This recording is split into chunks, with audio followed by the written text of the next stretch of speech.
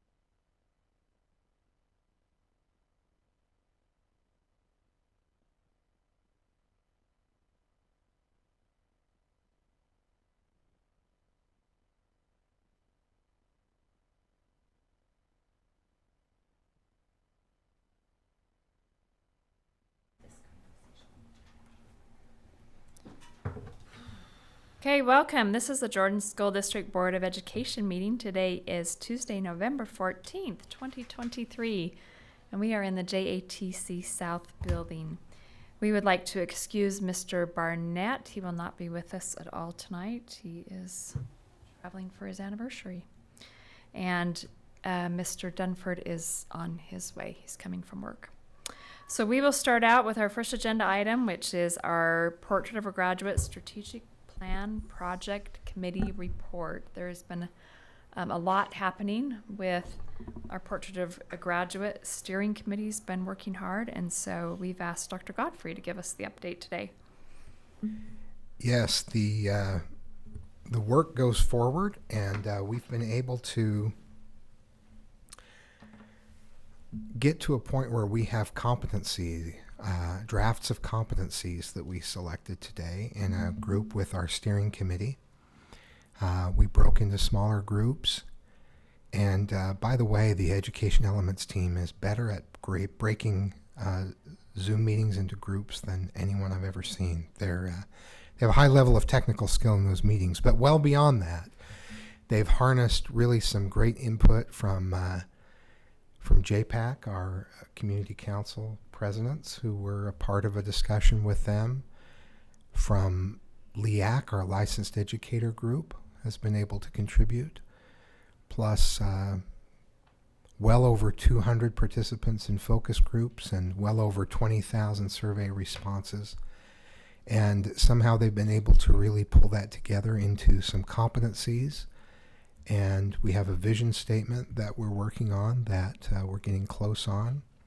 We have in-person meetings scheduled for December and January, but we also have a December meeting that will involve about 20 to 40 individuals, just in taking another look at the document as we make progress on it, and that will include an invitation to board members, an increased number of PTA members, and to some employees, additional employees as well.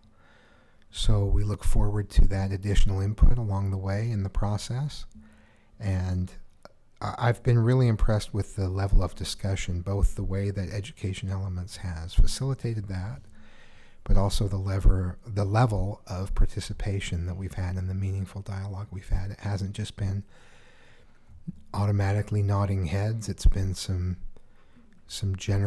genuine discussion, I think, around language and some careful wordsmithing. Wordsmithing sometimes gets a pejorative, is considered a pejorative term, but really this wordsmithing has been very meaningful as we carefully select the words that represent what we hope our graduates will be prepared for and able to do. And so I've been really thrilled with the process, and interested in hearing from board members as well if you have other things to add. But that's the update, and our Education Elements group will be here in our next board meeting to present in context some good information about where we are and where we've been. To me, it's very valuable to have the context from Ed Elements, because they've done this in a lot of districts with a lot of different communities, and so that just gives us a lot of really good, it gives context for our feedback so that we understand how we're doing in comparison. So anyway, I feel like it's going well and moving along, and honestly, I can't imagine doing it without Education Elements. Anyone have any questions? Well, as Dr. Godfrey said, our next board meeting, Education Elements, will be joining us virtually, but you'll be able to interact directly with them. And then also the meeting that he mentioned that you'll be getting invitations to is December 5th. I think the time is 3:30 to 5. But board members will be invited, and that's an actual design meeting where there will be a bunch of people in the room, like some of our other meetings have been with them, that you'll be able to just participate in the process and get a glimpse into what the process has been like. So plan on that if you're able. Are we gonna get information before that next board meeting to look at, so we're prepared, or is it just, here's the information, study it after? You'll get information beforehand. We talked about that, didn't we? In the last meeting? You were there? Yes. You would have information beforehand because Okay. they would want specific feedback on things. The December 5th meeting? Do we know where the location is yet? It might be a virtual one, December 5th. I think it's virtual. I think it's virtual. Yeah.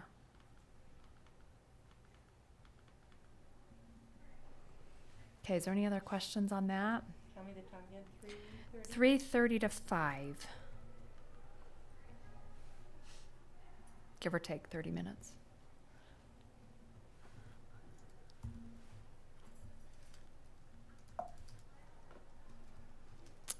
Okay, any other questions? Thank you. Our next agenda item now is a report on the survey results for the potential boundary changes in the West Jordan area. So we'll turn the time to Dr. Anderson. Yes, thank you. Good afternoon. Just an update. We sent the board last week, I believe, all of the comments from the proposed boundary change. As a reminder, we opened this process in August when we talked with the board and we identified the areas that could be impacted by this, and we sent opened the survey on August 25th and sent notifications to the communities that would be impacted by this. That's the Copper Hills High School, Sunset Ridge Middle School, West Jordan Middle School, and Joel P. Jensen Middle School and West Jordan High School. And that was sent out on August 30th, as well as the municipalities involved. In this case, it's West Jordan and Salt Lake County. We've been hosting, we went to school community council meetings at the respective 4 schools, and also solicited comments throughout the months of September and October. And like I said, the survey closed at the beginning of November, and we sent those to you. We had a total of 178 responses. Most of them, I think 2/3, came from the Copper Hills and Sunset Ridge areas. And you were able to look through those. As far as timelines go, tonight we're having our required hearing on the boundary change proposal, and with a potential vote next board meeting on November 28th. Are there any questions on any of that process or any of the comments or anything like that? A vote on November 28th, Yeah. right? 2 weeks from today, potentially. Yeah. Potential vote, that's right. Well, yeah, the board. That's at the board's discretion there, of course.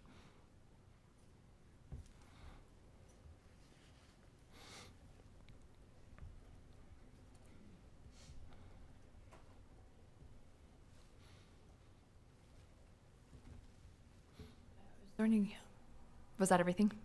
That's everything Okay, I have. okay, yeah. Was there any questions? I just have one thing that I want to bring up that someone emailed about.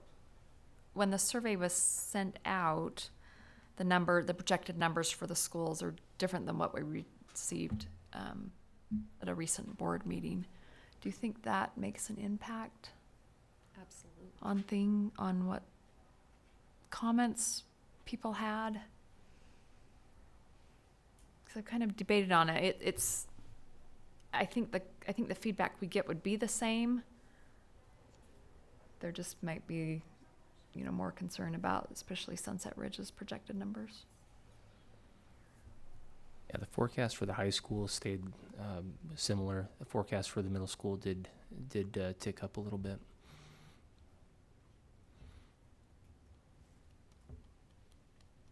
And even the information we had as we visited school community councils had kind of changed mid-process. I definitely felt the concern in the community, and I think the new projections have compacted that concern.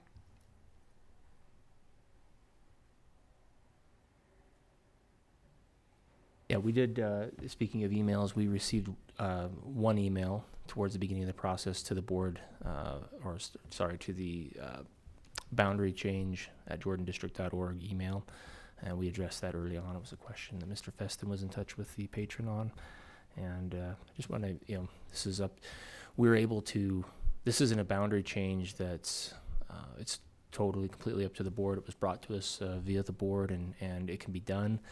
It can also not be done. It's not something that's pending or urgent in terms of enrollment. We can continue doing the permits as the board's already done. I just wanted to emphasize that. It's not something that we're not in a dire situation with it. It can be done, but My memory, we talked about staff coming back with some potential solutions that may be more far-reaching than this boundary change.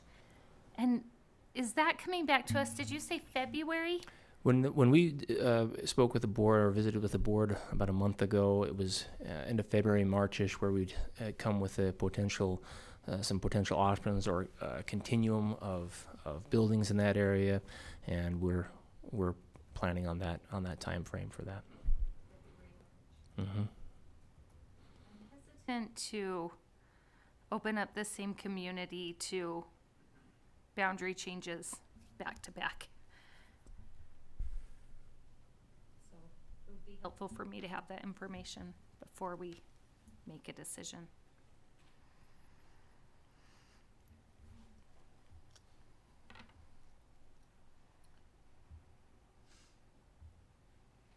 Okay, any other questions? We'll be hearing from the public about this at 6:30. So then can we bring it back for discussion at that point after the public? Or do we have to wait till 2 more weeks? We can discuss it after we hear from the public. Are there things that you know you would like from us before the vote in 2 weeks? And would you like to keep it on the calendar 2 weeks from now, given what you've heard or questions about numbers, enrollment numbers, that sort of thing? Is there any adjustment to the timeline or any specific information or action that you need from us before a vote is taken? I have some things, but I want to hear the public first. That's why I kind of wanted to know if we'll bring this back. So later, more Later discussion tonight. later tonight is Yeah. what you're asking for. Anyone else? Yeah, I'd like to pick up the discussion a little later, if that's okay. Okay.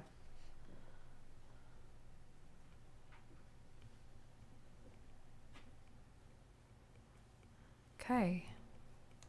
Thank you. And appreciate having all those survey results last week too, so that we could Thank you. have plenty of time to read through them all. All right, our next agenda item is recommendations for the opening date and implementation of boundaries for a new elementary school in South Jordan.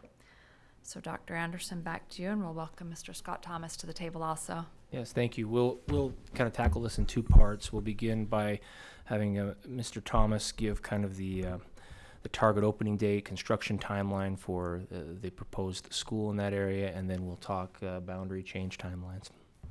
Great, thank you. So we are pleased to report that Dave and his team are well into the throes of designing the new school. They've had several meetings with architects already, and so we still plan to have that school out to bid in February and bring it back to the board to approve that bid or potentially approve that bid in March. Construction would start immediately after that, first thing in the spring, probably early April. April 24 through July of 25 would be the construction timeline and be ready to open by the fall of 25. Not this next school year, but the following school year. Correct, yep. They work fast, but not quite fast enough. Like that, yes. And Mr. Thomas, just for those listening, all of the facilities are in place already, aren't they? Correct. the Most most part. of the utilities are there. We're just with the property transfer or exchange and moving the site. Dave and his team are working with engineers to locate the best place. I mean, yeah, power and water, sewer, they're all there. It's just a matter of finding the best connection points for all of those utilities. But yes, they are there. Dave, would you agree it's build ready for the most part? Yeah, we just have, we'll wait for the day breaking in and build roads up 2 sides of the block. 2 are existing. On the north side, no. The east, yeah, north and east, so. But we're excited, we're well into it. Good. And running concurrently with the construction timeline, as far as the boundary change proposal goes, the anticipated timeline is we talk about the potential impacted schools during the summer into August. The board could identify areas in which they're comfortable with us involving in the scope of the boundary change process. Right now, if you count Aspen and look at the areas and the schools surrounding Aspen Elementary to the south, we anticipate having up to 5 different elementaries besides Aspen potentially impacted by this, and that would be the areas of Oakleaf Elementary, Bastion, Silvercrest, Harriman, and potentially Butterfield Canyon that we would want to notify. And of course, along with the residents of those 6 total elementary schools, it would also the patrons from those schools, and it would also include the cities, which in this case involves South Jordan City and Harriman City, and there's some unincorporated Salt Lake County as well out there, so we would involve the county as well in that notification. And right as of today, it's still 90 days. We'll see if that changes in the upcoming session. So we still do have some unincorporated? We do, yeah.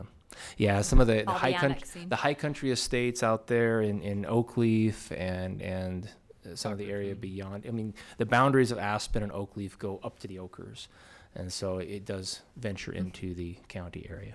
Okay. And and so after the board decides that, we would notify along the same timelines as we did the current proposal, where we send things out at the end of August potentially, and then it's the clock starts on that 90-day notification. We would have meetings with the school community councils and or an open house as desired by the board, and then we would have survey comments, surveys out there regarding the options. We would have how many options the board desires to have, and put those out there for public comment, be receiving that comment, share those comments with the board. There is a required hearing that would need to go along with it, just like we're holding tonight, with a potential vote, and depending on when we want to have that vote, it could be as early as end of October, beginning of November, whatever the board decides to do on that final closeout. Likely if we follow the same time frames we've been following, it would be an end of November vote. Yeah, we've kind of worked around fall break depending on how that's gone, but yes. So this predates me a little, but Mr. Robinson, I think you were talking about a school where we release boundaries quite a bit earlier than, was it for Oakleaf? So I'm just curious, what are our options if we wanted to do it a little earlier so that we can make other plans? Are you talking like looking at it this spring? Yeah. The drawback to that, because this is such a dynamically changing area, new growth, we're talking today about areas that developers are looking at bringing to the planning commissions. We would have much more accurate data and up-to-date information if we were to do it in the fall versus the spring. And in that area, that's probably an advantage. As I recall, we did it previously when we had multiple schools that were impacted at once. So we made one change. So they didn't have to go through another one, whereas this is a very different circumstance. So we normally haven't just done it in advance so that it's all set to go.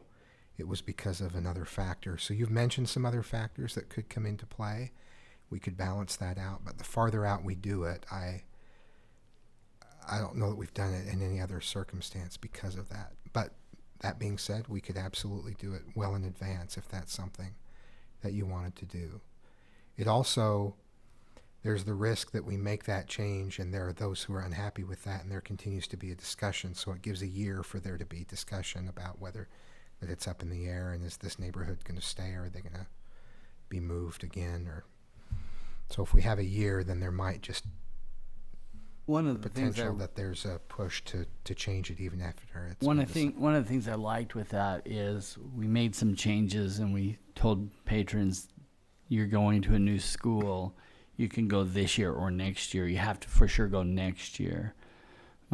Specifically Silvercrest, we moved some kids to Bastion, And so we said, you can go this year or next year, and it allowed the families to kind of have a window. So if I had a fifth grader, I'm sticking it out at that school. But if I have a kindergartner, I might want to start them in the new school instead of starting them at one school and then moving. And it was nice for the city to have a little bit of notice. And for me, it's nice to, the kids got to, see the groundbreaking, know that that's their school.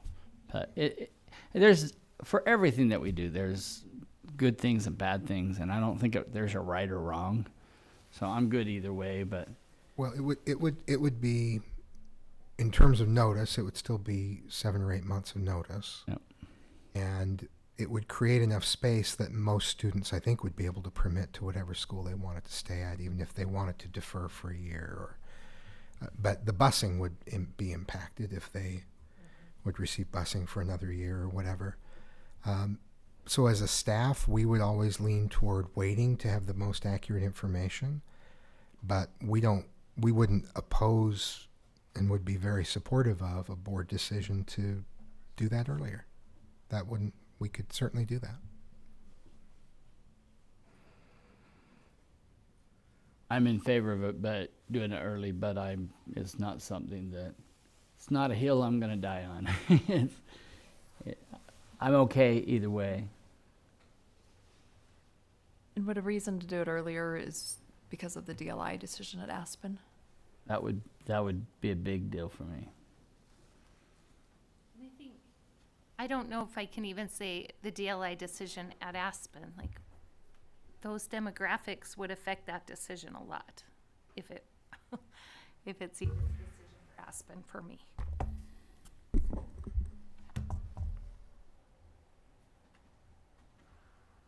In other words, you might want to consider it a different school than Aspen based on demographics of various schools. I mean, I would like to be able to look at all of those factors before I make that decision. Sure. And I think there can be an argument that we want to see the boundary change so that we know where to put the DLI program and whether to include it, or we want to make a decision about the DLI program so we know what to do with boundaries. I mean, I think it's a chicken and egg. You could kind of say, we know DLI is going to be here, so what boundary decisions would we make as a result?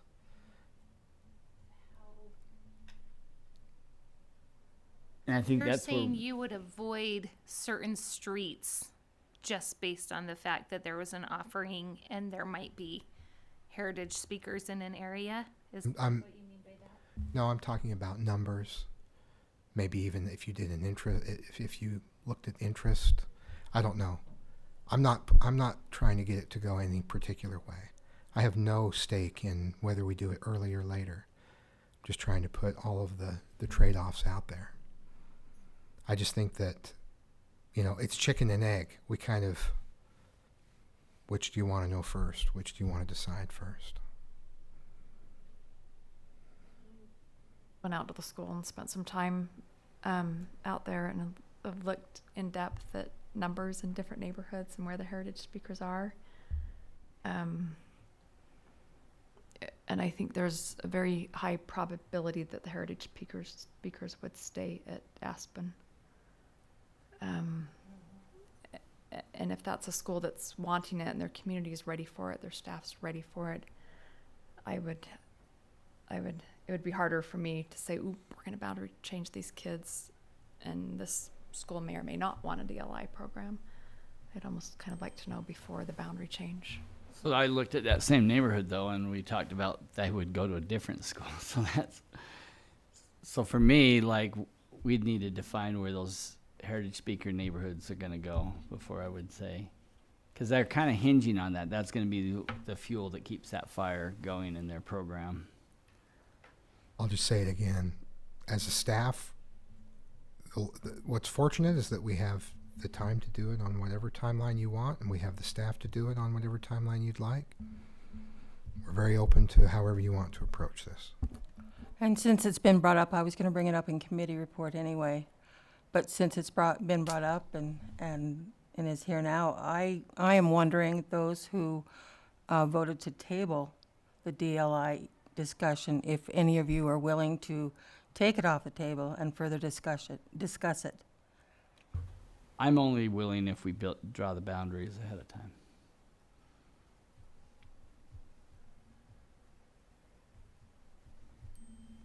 That doesn't really tell me anything. That question, you're saying the boundaries don't play into this for you. Oh, they absolutely do. They absolutely do. But like Dr. Godfrey said, I think it's the chicken and the egg thing. Either we go ahead with the DLI program at Aspen and then draw boundaries, or vice versa. And I just don't see how putting a program in a school that is in flux, I don't see how it's chicken or egg. It feels like one hinges on the other to me, so I'm probably missing something big. Would it be helpful to look at numbers and can we, I'm waffling because can we start talking about a potential boundary change without notifying the community that we're talking about a boundary change? I mean, can we start looking at numbers? Well, we and- know we need a boundary for that school that we build, so it's just kind of a natural follow-up, I think, you know. I think we need to be proactive, but it's gonna happen. I wouldn't want to work on boundaries without announcing that we were. Yeah. So we have a minimum time limit. You have to have at least this number of days, but do we have a maximum? No.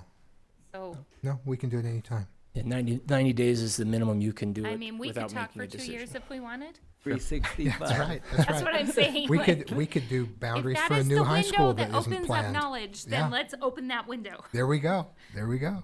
Good point. There may be future legislation against that, but let's try it. You don't have to start surveying or anything within a time range, right? Like, No, The problem is, Nope. is that you alert communities way ahead, and they're antsy. no, we already approved a building. Well, Yeah. but They're you didn't. aware. But That's you what I'm didn't saying. approve a building at Butterfield Canyon or Bastion or all They those just other listed schools. their schools. I think it depends upon how we put it out there to them, you know.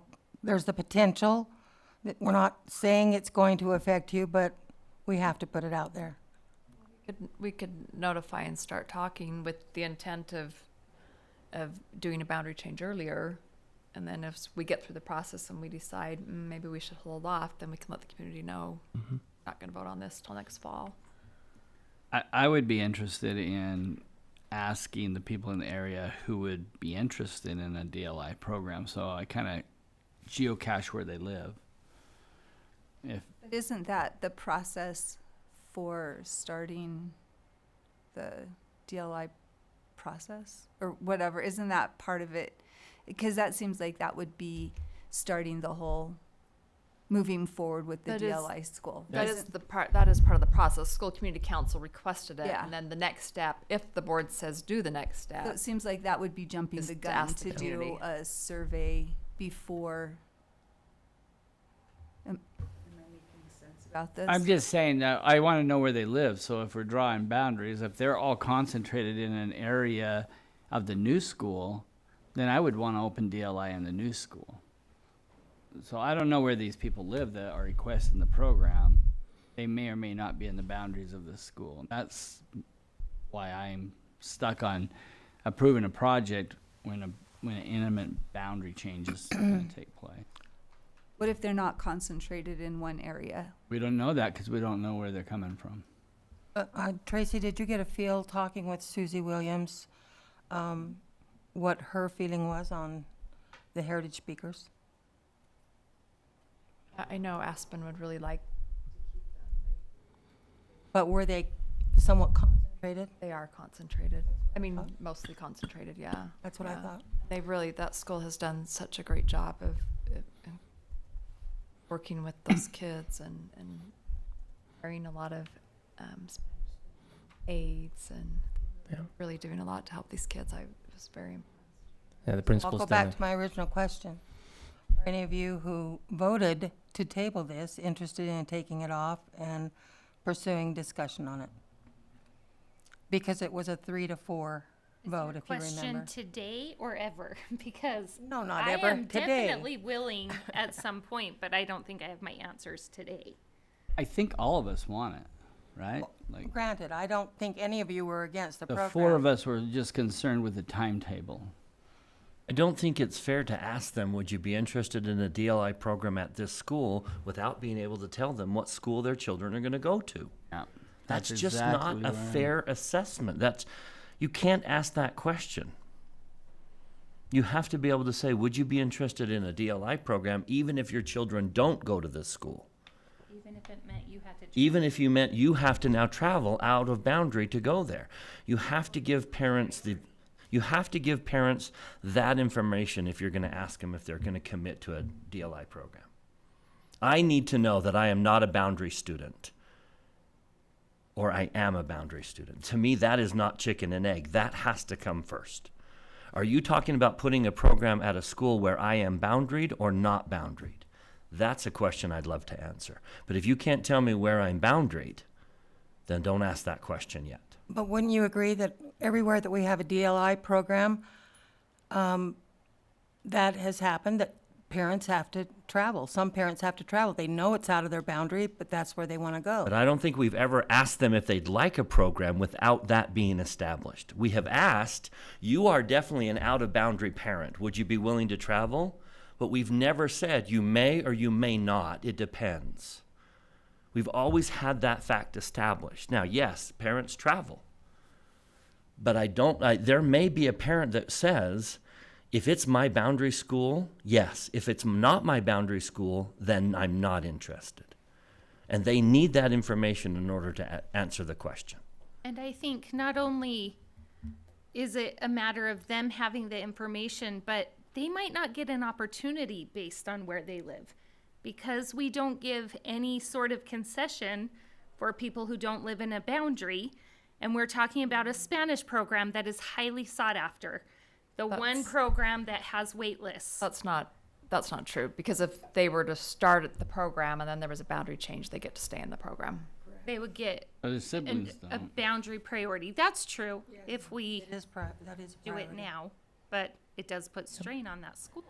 Interestingly, most of our DLI families were in the boundary when they started, and we've changed boundaries on almost every one of them. They And still go to the program. So many of them, yeah. So even though they made that decision day one, we've changed it on them down the road. That's happened time and time again.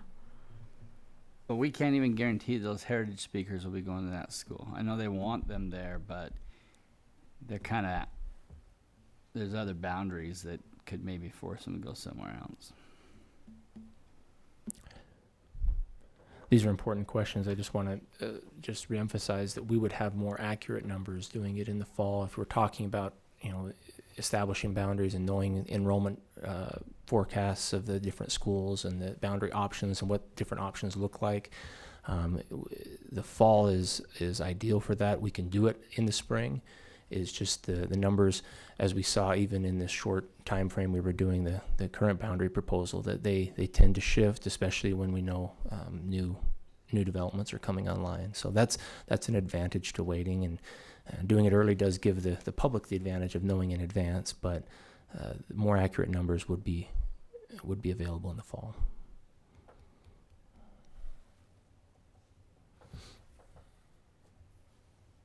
Add one more thing. I don't think it's unreasonable for families to make a decision on DLI, knowing that they may or may not be in the boundaries. They could make the decision that I'm committed enough that if I'm not in the boundaries anymore, I'm okay with that.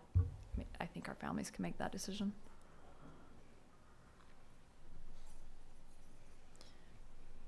Okay, but back to the timeline then. Is anyone interested in starting a discussion earlier, or do you want to stick with next fall?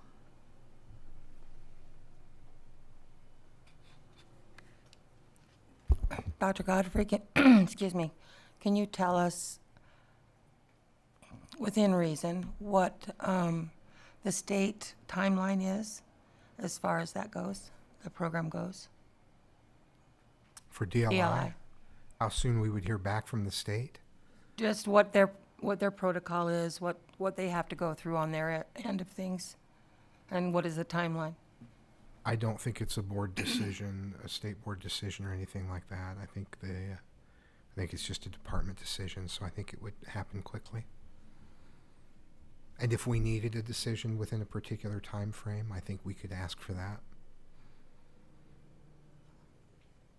So it sounds like it would be the difference of getting the DLI program started next fall or the fall after that, right? So either 2024 or 2025. So that's what we're looking at. Is that what it is? Is that what it boils down to, kind of? Okay. I don't know about the rest of you, but I'm getting quite a few emails regarding this, and I don't know where it started or why it started, maybe from last meeting when we had people speaking to it. But I'm hearing from a lot of people that they're very, very interested in support of it. And so I know the interest is out there. I know that. And they do say for next year, so.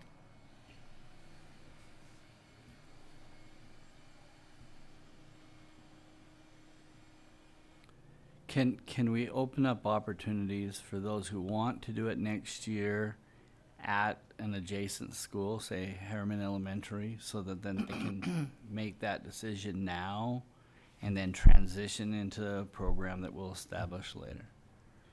I don't think that would work very well, because what that does is then it reduces the numbers permanently at Harriman.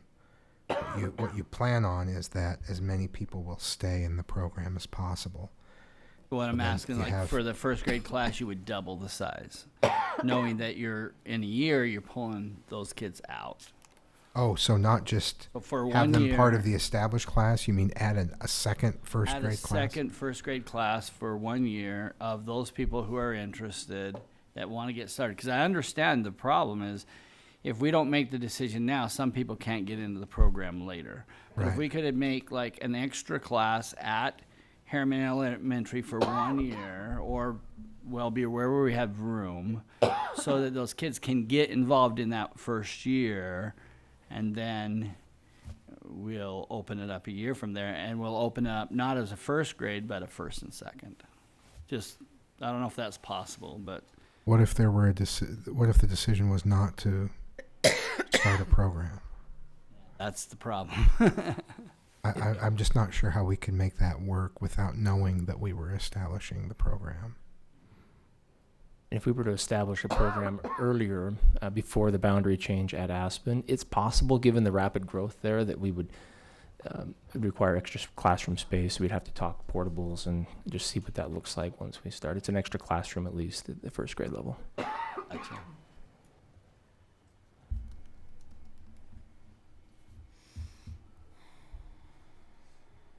Okay, so back to the timeline question. Do we want to start talking boundary changes earlier or wait till next fall? Starting talking boundary changes earlier does not necessarily mean establishing boundaries earlier. Right. So I am in favor of beginning conversations and lightening up this timeline to what fits us instead of being so bound to these numbers.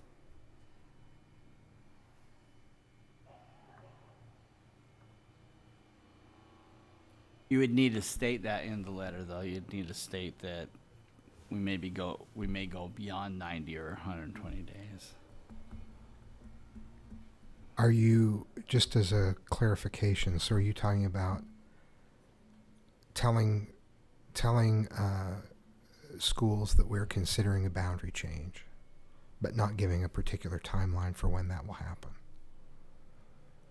Just saying that we've begun discussions and that their area may be included and that further communication will come as options are made available or something like that. But I don't know. That's interesting. I like it. And that would open up the opportunity to look at different neighborhoods and numbers and Yeah. decide. Just to make the public discussion possible. And I think adds a layer of transparency, Sure. I agree. gives communities an opportunity to weigh in.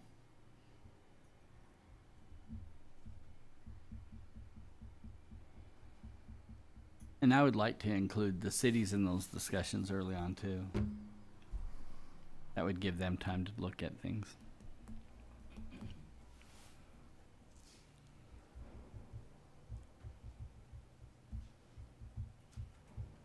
Okay, a couple people interested in doing that. Anyone else interested in notifying? I think if we could start the Fairly soon? process, yeah, I'm in favor.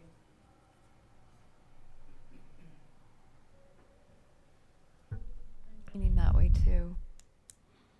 Don't want to like confuse people.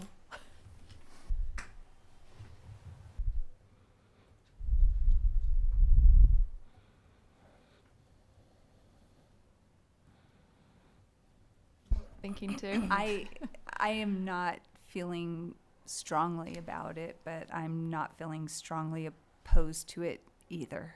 So maybe indifferent is the right word. So-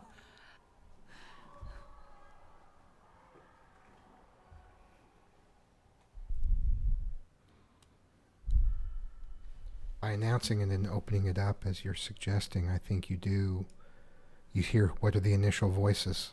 What are the initial reactions to that? Even before you have a timeline, even before you have specific, which I think can be a good thing because you can start to maybe hear about some concerns or get some information that we wouldn't otherwise before we get more specific in our discussion. And the board could decide whether or not to include, this would be our deadline, this is the latest point at which a decision would be made, and this is when it would be implemented. But in the meantime, we haven't established a timeline. We would say the intent is to implement this boundary change in fall 2025. Right. Okay. No later than, I think we need to add that. Well, it couldn't be earlier than that, though, Because the either. school would So be- I think we could Yeah, just say school fall month. of 2025. Exactly, at fall of 20, It'll Right. be- Well, I mean, precisely. August is still summer, so I mean, if we really Start want to of get school, technical, yeah. yes. Start of school. At the start of the 2020. 2025-26 school year.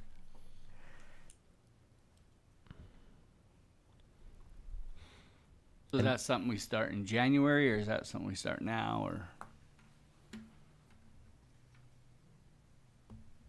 I mean, the only reason I would do it is for the DLI discussion. When would we need to decide we want a DLI program in order to make that happen this next year?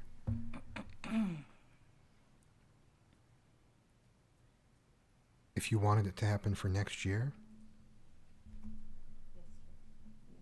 Oh, I would say really December, but maybe the beginning of January would be soon enough.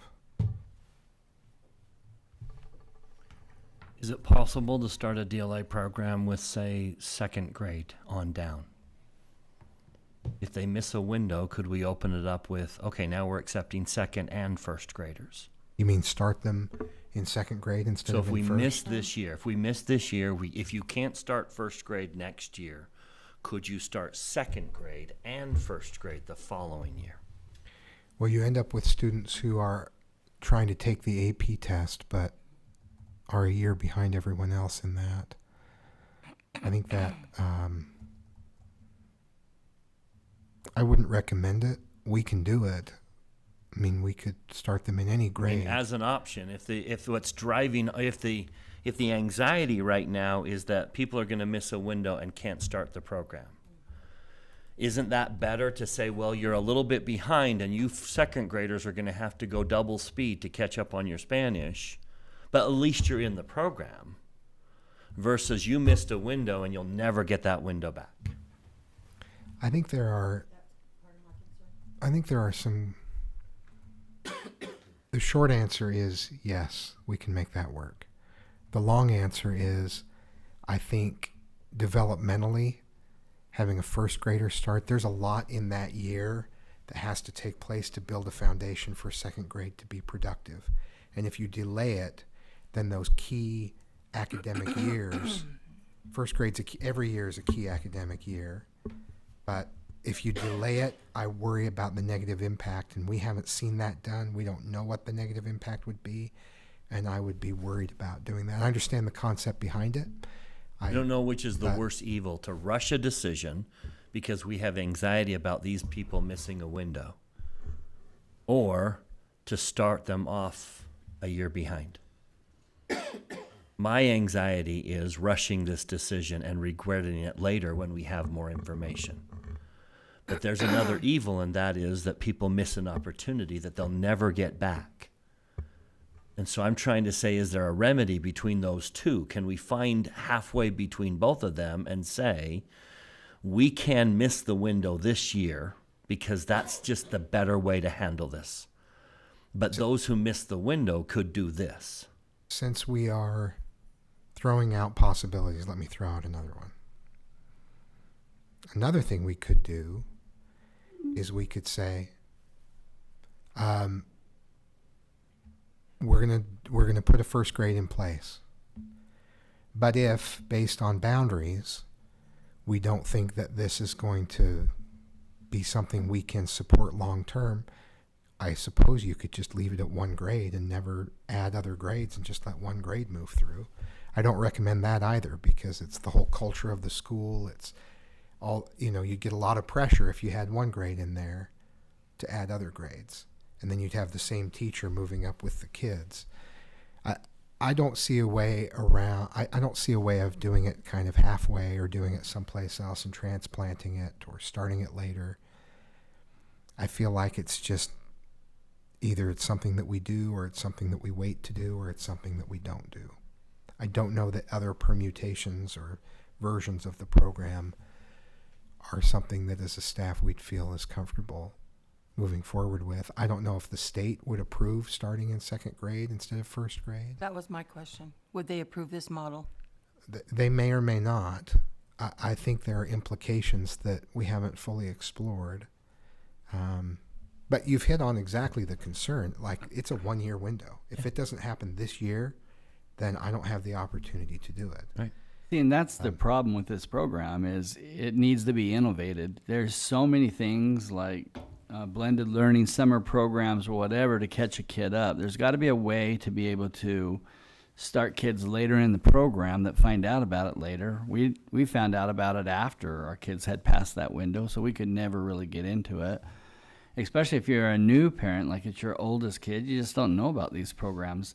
They've got to be able to innovate this program in a way that you could take a test, see where you are, have ways to catch up with everybody else, and join the program when you're caught up.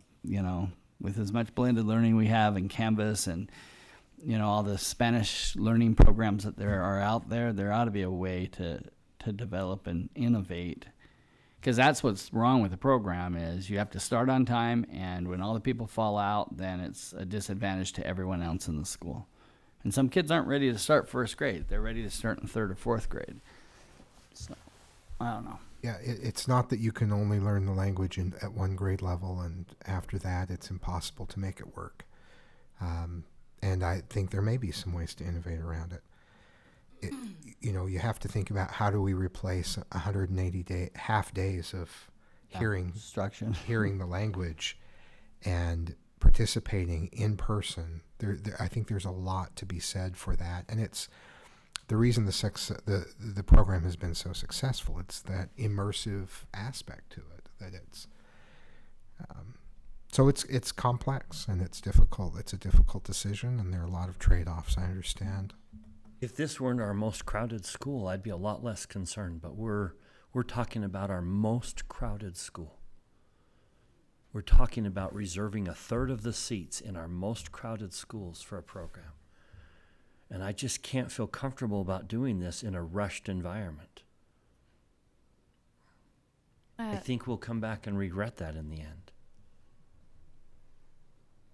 And I have another layer of anxiety that hasn't been brought up. My anxiety is for the heritage speakers that are in the school. The sooner we can get this program in and help them, the better it would be for them. So it's a whole year of heritage speakers that we missed out on too, that I have anxiety over. And I feel like the heritage speakers have the highest opportunity because they can come in anytime. They already speak this fluently. But I don't think they can come in any time, because I thought that somebody said that they can't come in any time, like after third grade, it's different. I mean, just because the foundations of spelling and reading and all of that, I think it would be the equivalent of starting your native language if you hadn't ever read it or knew the grammar Or written it. and or read, and then you start in fourth grade with students who are at the fourth grade level. Do you know what I mean? I think there are difficulties with that. I hear what you're saying. I don't know So I mean, maybe I of just thought that somebody program had brought versus that up. program, but I know we have had incoming native speakers in my children's DLI program, like in 5th grade. Oh, okay. But maybe that's a case by case. Maybe Has to be. it's a school decision or something. And I know that we've given all of that flexibility to the schools. So I probably shouldn't speak carte blanche. I think what you say is accurate. We've been able to add on a regular basis native speakers later in the program, Okay. but the full benefit for native speakers comes if they're there for the whole time. But a native speaker or someone who's been in a DLI program in another district, we have actually, it's helped us to bolster those numbers, because you get into 5th grade and you've had some attrition and you have smaller numbers, and someone from another district or someone who is a native speaker, a heritage speaker, comes in and says, hey, I can join right now and I have the language skills, and we test them on the language skills and we bring them in. So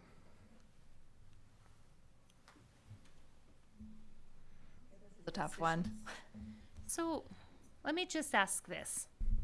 You had mentioned at other schools we have changed boundaries and DLI has not been a consideration.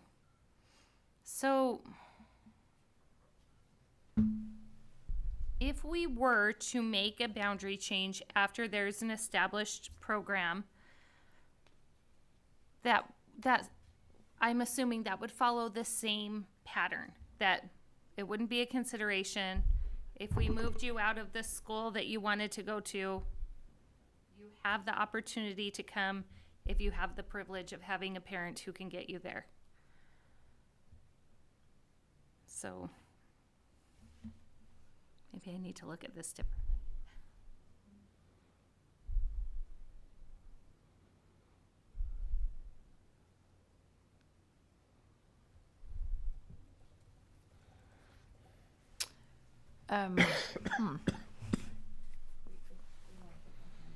We can. But, just the question on the table now is do we want to notify communities and start talking about boundaries earlier? Or do we wait until next August?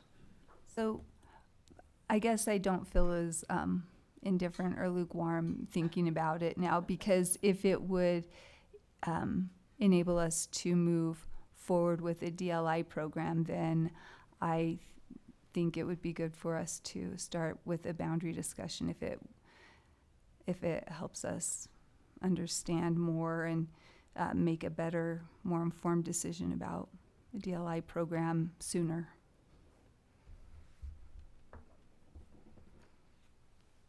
Okay, and I would love to have more discussions, because I would love to be able to talk more in detail about the trade-offs of waiting on DLI versus getting better data for a boundary change.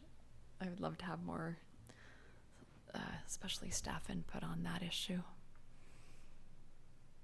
So are we going to start the procedure or not? The 90 days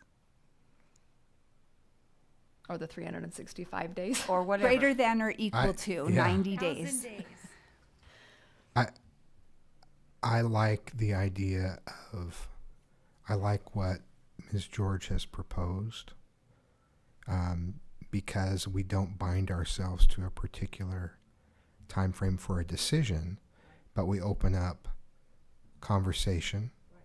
And as she indicated, it provides instant transparency around the fact that this is an issue, and then it allows us to put that into the mix and not surprise anybody.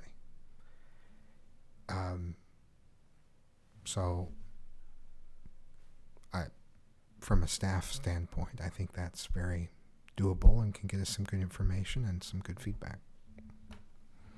And like I've stated, there's other reasons I like it, not just the DLI, and so I'm for it. But I think that that letter has to be very clear that this is the fall of 2025 and that this decision may take some time. Would you anticipate that letter going out in the early spring? Now? Have to go out now if we're going to have discussions in future board meetings. You might want to put it in a Christmas card. I was going to say Thanksgiving Day. We could send an email Thanksgiving Day. Merry We are- Christmas. They're changing We are your- grateful for your input. I think right away. So it sounds like a majority are in favor of doing the notice now and start discussing potential boundary changes. So like before Um, Thanksgiving right now, I was gonna like say, is that do what you you're need- talking? do Because we it would know be what- nice not to be in the holiday season.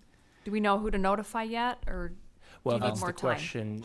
If we would need to, I mentioned the 6 schools tonight, including the cities and the county. If that were as wide a net as you'd want to cast, then that's who we need to notify. With the time frame we have and the time allotment, you have the flexibility to add or take away a school if you wanted to. Add one. You later. didn't include Blackridge with your net, right? No, I didn't. Didn't go as far as Foothills and Blackridge. As we saw there.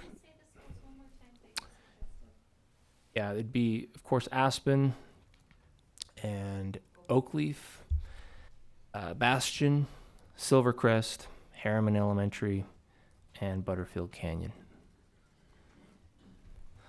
Those are the ones that and we'd have to take a look at, major roads. 118th South runs through the heart of Aspen right now. Those are things to consider along the way, but those are the 6 total schools that we would consider. You get up to Blackridge and Foothills, and probably not. That's a long way to go to extend this boundary for this school. So I'm confused why Silvercrest would be included in that.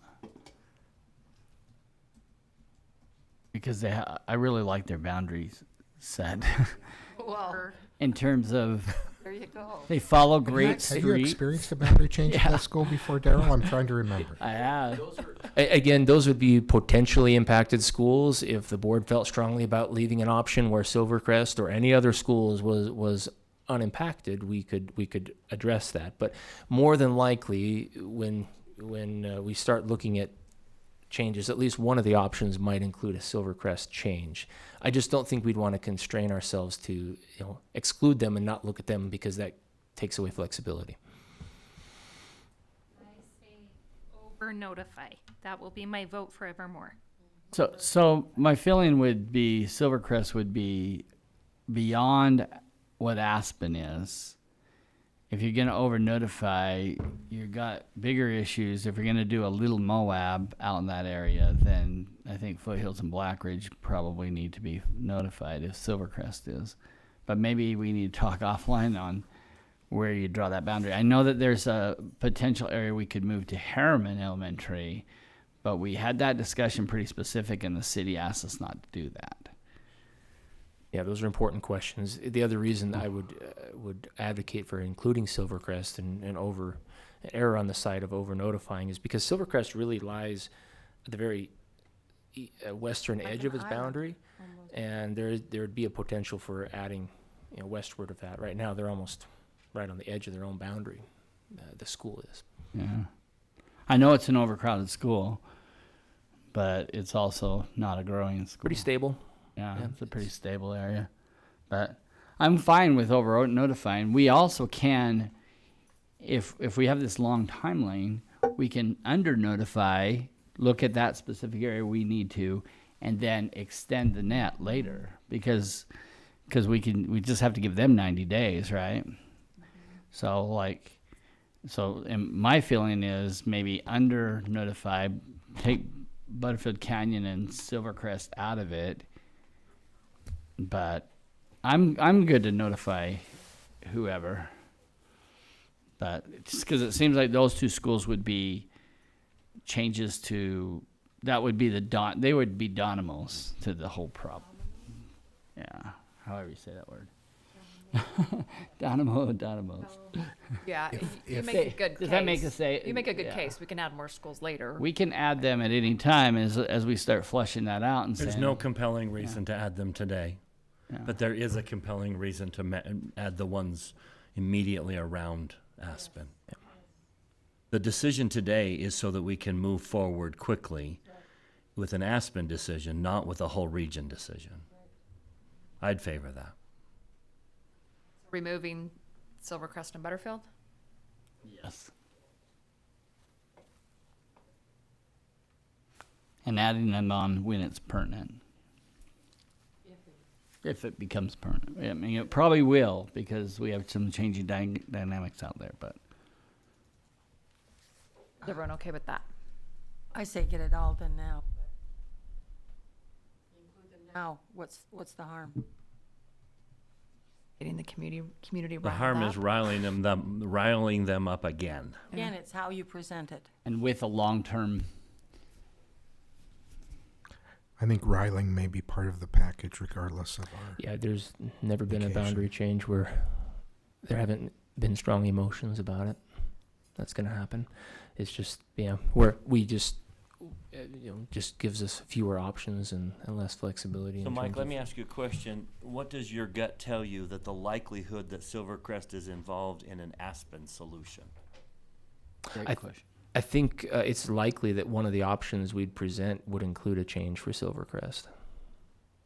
I would say include that one. If you were giving us instructions today, just look at the area, regardless of notification at this point, we'd probably look at all of that area. And like I said, the reason why I would, I think, probably include it is just because of where it sits in relation to its boundary. It sits here, right on the edge of its boundary. Its boundary goes out this way. And so that's one consideration. We don't have to. I mean, we've got other schools that are in the same boat. Harriman Elementary is sitting at the north end of its own boundary. So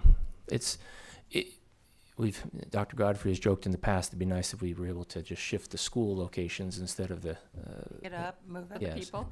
Yeah, but they are where they are, and that's what we have to work with. So, and we can always add if we want to later. So same question on Butterfield then. And is that a high likelihood? I think that's just looking at the map and knowing where their boundary is.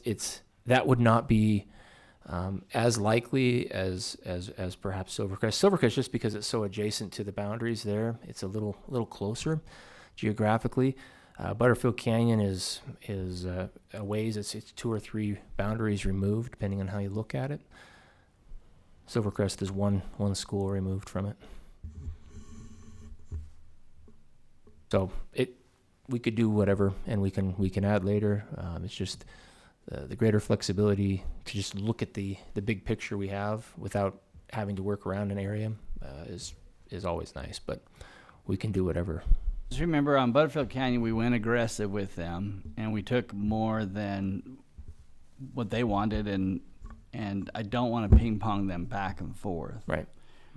I remember Matt saying, this is our one chance to fix that area the best we can.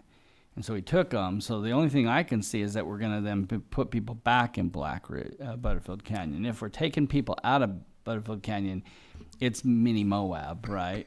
But so to me, that's a bigger issue of a regional boundary, not Right. the splitting of a school. Yeah, by the time these boundaries take place, I think 6 years will have passed. So I think most of the students in that area very few would have impacted or been experienced an actual boundary change where they moved schools. They would have cycled through the school. That's a good point. Everyone's probably up to one boundary change in your school time. What you don't want to see is people making 3 or 4 boundary changes in their one elementary experience. A family could make several, but a kid should maybe only make 1, 2 at the most. In a high growth area, that happens. That's the but- reality. Yeah. Okay, so are we keeping all 6 schools? Or did you want to take out Butterfield? Well, I would take Silvercrest and Butterfield, but I don't want to tie his hands.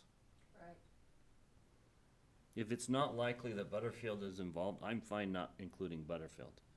But I don't want him to feel handicapped to do what's best for Aspen because that we took Silvercrest off the plate. and Silvercrest is your area, the area that we would be talking about. So I'm okay with going with what Bryce is saying. So leave Silvercrest on. Leave Butterfield on? Or I can go either way on Butterfield. I can go either way. I need someone else to step up and say, I feel strongly this way or another. I feel strongly this way or another. Would that be? I'm just not. I don't think it solves that problem. It solves other issues. Like, I unless somebody can explain it to me, and if you, maybe we do this. Maybe you design your maps. We notify the minimum number of schools. You do your maps, assuming that we do others, and bring those to us, and we say no. Let's add these 2 on. Because if I can see Butterfield Canyon necessarily needs to be impacted, then I'm in favor of notifying them. So, I mean, think we can notify the most immediate and let you do your work broader, and then come to us and say, we think maybe, what do you think about these options? Yep. So that would be okay with me, and then we can notify them at that time, because we're not Let's sticking vote on to it. a Okay. 90-day Keep going in limit. circles. Let's just vote on it. Okay, we leaving Butterfield on or off? Off. Off. How about you? Off, I guess. I'm fine with off with Butterfield can't, yeah. Okay, we'll leave Butterfield off. Yeah, and if we But do again- tinker with it and we decide we need to include that as the options, it sounds like we got the green light to come back and say, Maybe we should add these other schools on. just to clarify, then we'll start drafting a carefully worded letter about notifying the communities that would be potentially impacted for a boundary change that would take place for the 2025 school year. Impact or send it to those areas and those boundaries that we discussed. We could bring a draft back to you for discussion next board meeting, or we could send it to you, whatever you prefer, and go from there. Do you want to talk about the next board meeting before it goes out, or an email draft okay with people? Fine with me. Okay. I Email just think we draft. need to get it out Okay. sooner than later. And then as far as expectations from the board for timelines for looking at potential maps and areas, what would the board's preference be there? I think the immediate issue, like, I don't know if we need to see boundary option ABC as much as we need to say, here's who's at Aspen, and here's where our heritage speakers are, and here's where the people are in the different neighborhoods. But We could just talk, I don't know, what when do we you think? workshop it a little bit in the study session where we just talk about general concepts and areas that to be looked at and new developments, major roads, considerations that way, and just we'd like to at least get some expectations and some preferences as to where we'd like the boundaries to be. We can't always, not every option may include every desire. If we wanted to look at a certain road and excluding that from a boundary or a certain neighborhood, we could do that, but it might not be possible to do it in every option. I'm going to explain what we've generally done, not because we always need to do that, but because we just need to be, I think, intentional and thoughtful about and aware that we would be moving away from what we've been doing and why we've done it that way. We have generally, as a staff, developed those boundary options without board input and without public input as an initial option that we bring to you, that you then react to and decide, are these options something that we can take to the public? Because developing those options in public gets a little bit complex. Now, we all know, as Mr. Robinson has been quoted many times as saying, it's never A, B, or C, it's D, E, or F.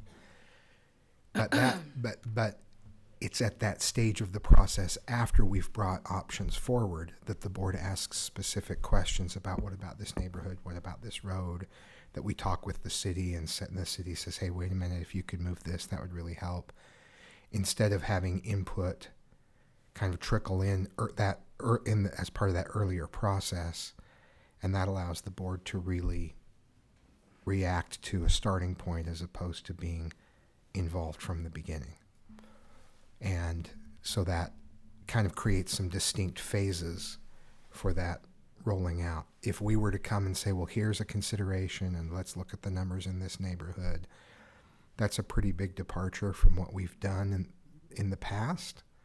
And there's a purpose to the way we've done it in the past, but that's not to say that we can't develop boundary options in a board meeting, in an open meeting, and look at what those options are. And we may talk about the nuances and the subtleties, but if there's a discussion with the board about specifics and then we come back with options, what that would look and feel like to the public, I think, is the board creating options. Yeah, no, Puts you in a more difficult position when you're I think it puts you in a better position to react to options that you haven't been involved in than to be involved from the start on choosing which neighborhoods go where. okay. And I'm not opposed to bringing back the A, B, and C options, and I understand the rationale for that. That makes sense to me. I just want to be able to have some discussion. Okay, here's the potential boundary changes, but then be able to have some discussion about how might the data that we based these on change between this fall and next fall, and does it make sense? Do we just turn around then the next week and send that survey out to the community, and we're going to have that boundary set by February? I want to be able to have some discussion about whether we keep moving forward or not moving forward. Does that make sense? And the information that we would bring that would help with that is perhaps growth trends that we expect. Is that? Yeah. Okay. I'm just trying to clarify what specific information we bring, and clarifying exactly what you would be trying to decide is helpful. So what you're talking about is deciding the timeline for making those boundary changes and having the more formal discussion as opposed to simply announcing that those schools are under consideration.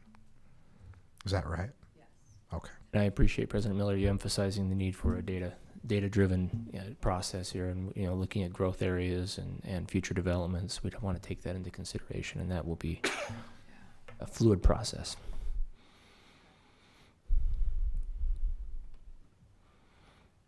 Okay, so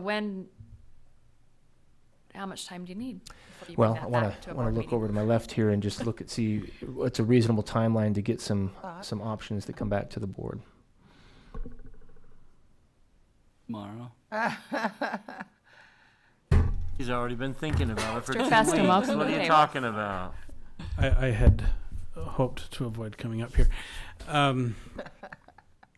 With the discussion that we had at the last meeting with the continuum of, housing options and stuff, I would think probably in the same realm of, February, March-ish, maybe earlier if the board desires.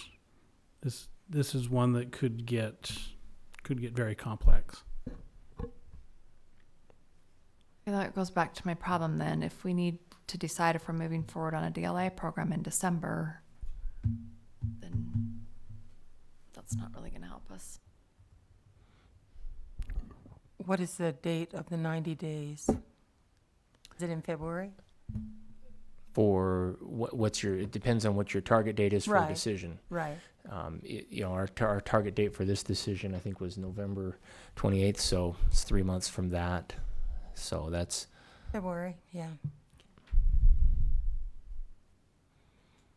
but yeah, to make a DLI decision in December, and if you wanted to look at the boundary options in order to make that decision, a December timeline wouldn't work. We have looked at options where we temporarily or went with a proposal and then sought further input before we finalized it. And so it was put out there that this is the one we're looking at. And that's the one the board kind of decided on. but we weren't able to ratify it until the 90-day window or the 120-day window when we did that. So when it comes to DLI, we would have to decide to go forward with a DLI program and then let families would maybe know in March or April so that they could make their decision. Right.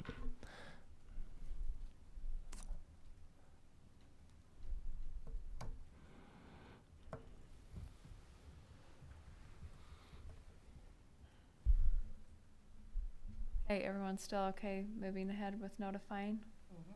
Okay. Okay, notifying. We'll get you a draft letter to that, and then as far as timeline goes, for options, as soon as we can. Yep.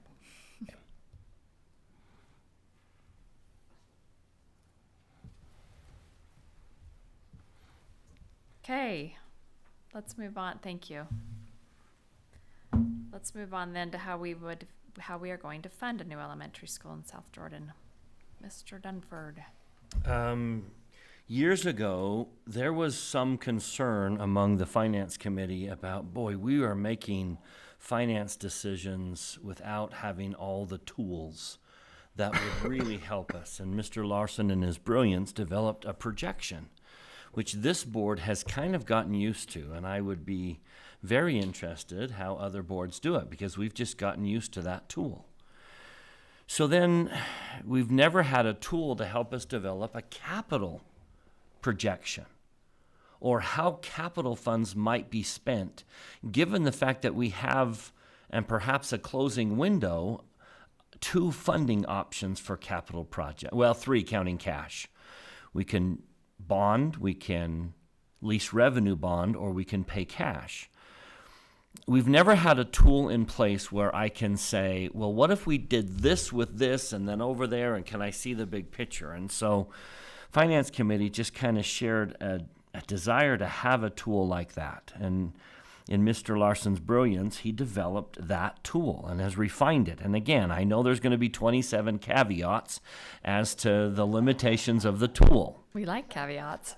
And so, given our discussion today, everything that's read on this tool is confidential and needs to not be discussed. But everything else, we want to show you the tool. We're not afraid, we want to show the tool in a public environment so that you can see, well, if we choose to do this, this would be the end result. And if we choose to do this, that would be the end result. And if we use this number, just like the tool we have developed as we approach negotiations. And so that is what we would like to unveil. And Finance Committee takes no credit for this. The brilliance of this is all Mr. Larson. But what you're about to realize is this is an incredible tool for projecting how funding of capital projects will affect future balances. So I am going to turn the time over to Mr. Larson. He is going to walk you through the tool and then show you an example. You brought your example, John? Or should I not say that? I'm going to go through an example, Okay. and then there'll be a separate example that I'm going to send out that has the red sections. Okay, so we're going to go through a generic example so that you can see how the tool works. And John will explain exactly what I'm talking about in terms of, well, here's what you have in cash. And if you lease revenue bond this building, this is what you would be left with in cash. If you paid cash for this building, this is what you would be left with in terms of funding options. That's the use of the tool. So we're going to do a very generic use of the tool. And then he is going to email each member of the board the tool with the red line options spelled out. So you can begin to say, well, if we don't do that one, what would happen over here? And you can begin to play with the tool. So, Mr. Larson, take it away. Okay, thank you. So up on the screen is what I developed for this. Now, this is where you ooh and ah. It looks simple. It is not. This is anything that has a box around it is a field you can change.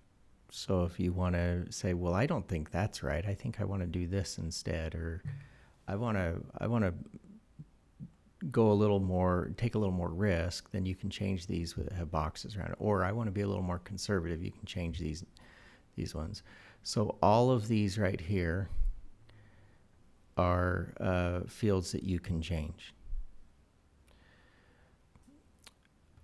That's why it's over here in the left area for assumptions. So I'm going to go down these assumptions rapidly.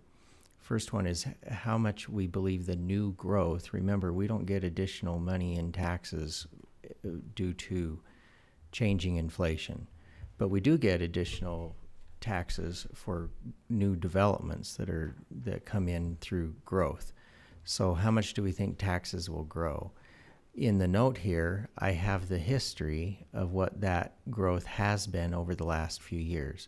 So if you want to say, well, I think it's going to be more or less, then you can change this number. And as you change that number, this darker green, it's going to change this darker green row to reflect that. Next one, cost of construction is going to grow by how much? You know, recently it's been around 30%, it feels like. But if you want to change the cost of construction here, and again, there's a note here of what the estimate might be for the cost of construction going forward. You can go more aggressive or less aggressive. Cost of equipment growth, years that a lease revenue bond payment would be repaid over, what that would be, and then the interest rate that we might get for a lease revenue bond.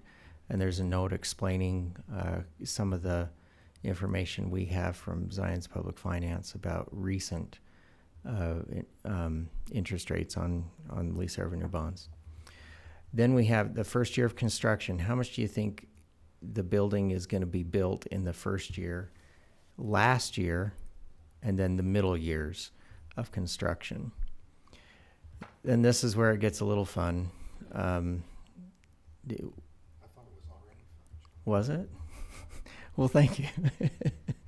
This is where the roller coaster hits the top of that pause where you just don't know what's going to happen. Start to We're lift- in that moment. I'm starting to lift out of my seat. Yep, I this can is feel that it. moment. All right.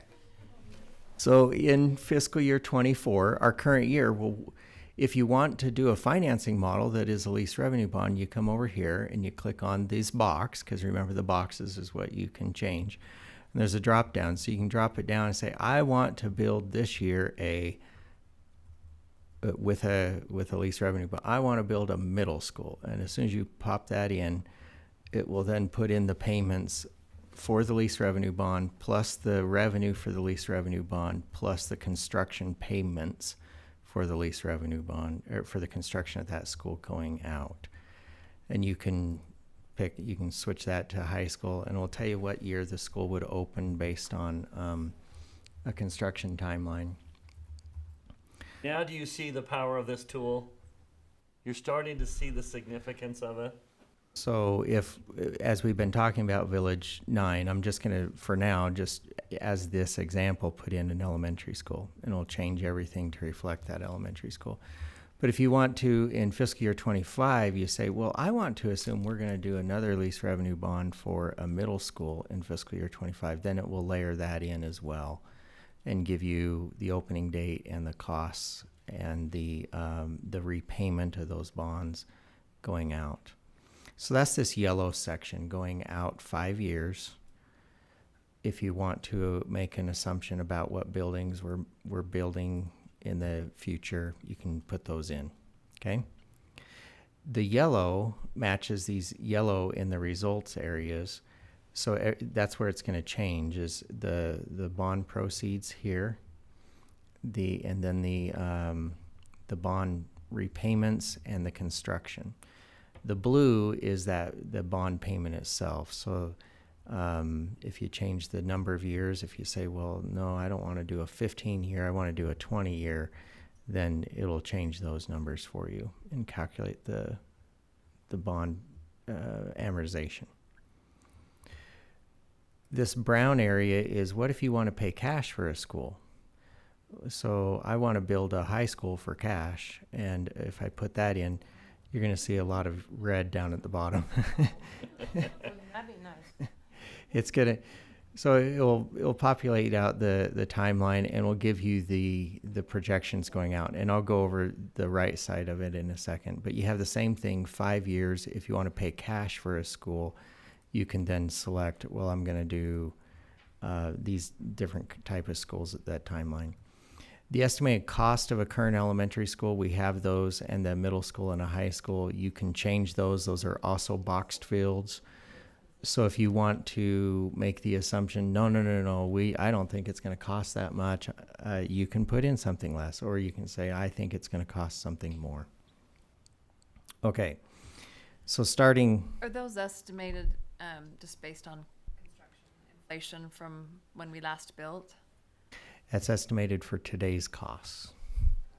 And given that, yeah, we haven't built some of these schools for a while, so it's a fairly significant estimate. And again, I would call your attention to the orange up top, where you can put in the cost of construction inflation. If you want to put in 10%, it'll change the numbers to reflect a 10% growth in construction. Okay, so starting here with K on over, this is the results area. So you can see your total revenues, how much that's going to change, and then your expenses. And I already described, like, this blue area is the whatever you might do with a lease revenue bond, what those would be. Yellow would be the construction of a lease revenue bond, and up top, the revenues for that lease revenue bond. Brown is just the cash for a payment for the schools. Green is just the other things that corresponds with this green up here to say, well, how much do we think other costs will go up? Then you have the gain and loss on the year, the beginning fund balance, and the ending fund balance. And these will change in color based on the number that is calculated. For example, if you're bringing the fund balance below the established amount that the board had set, it's going to go red. It's going to go yellow. There's still cash there, but it's yellow. It's like, well, yeah, I guess technically you could do that. Red is, nah, you can't do that. That means we have no money at all remaining. So you'd have to go up here and change some of your assumptions to reflect those. So for these purposes, I'm going to change some of these back to no school building, and just kind of play for a moment, and then you can take this and look at it at home. But The intent here is not that a decision is made right now. The intent is to familiar yourself with the tool so that you can take it home and play with it. And then we will have a discussion about how do you want to fund this new school. When do we have to have the funding decision made? The sooner the better, but not anytime immediate. Like not tonight, not tonight. oh, we've got time for that decision. We don't want to have that decision until all of you are comfortable with the options you'd like to propose. And then the board will come together and come to consensus. So the question tonight is, do you understand the tool well enough that you can take it home and play with it?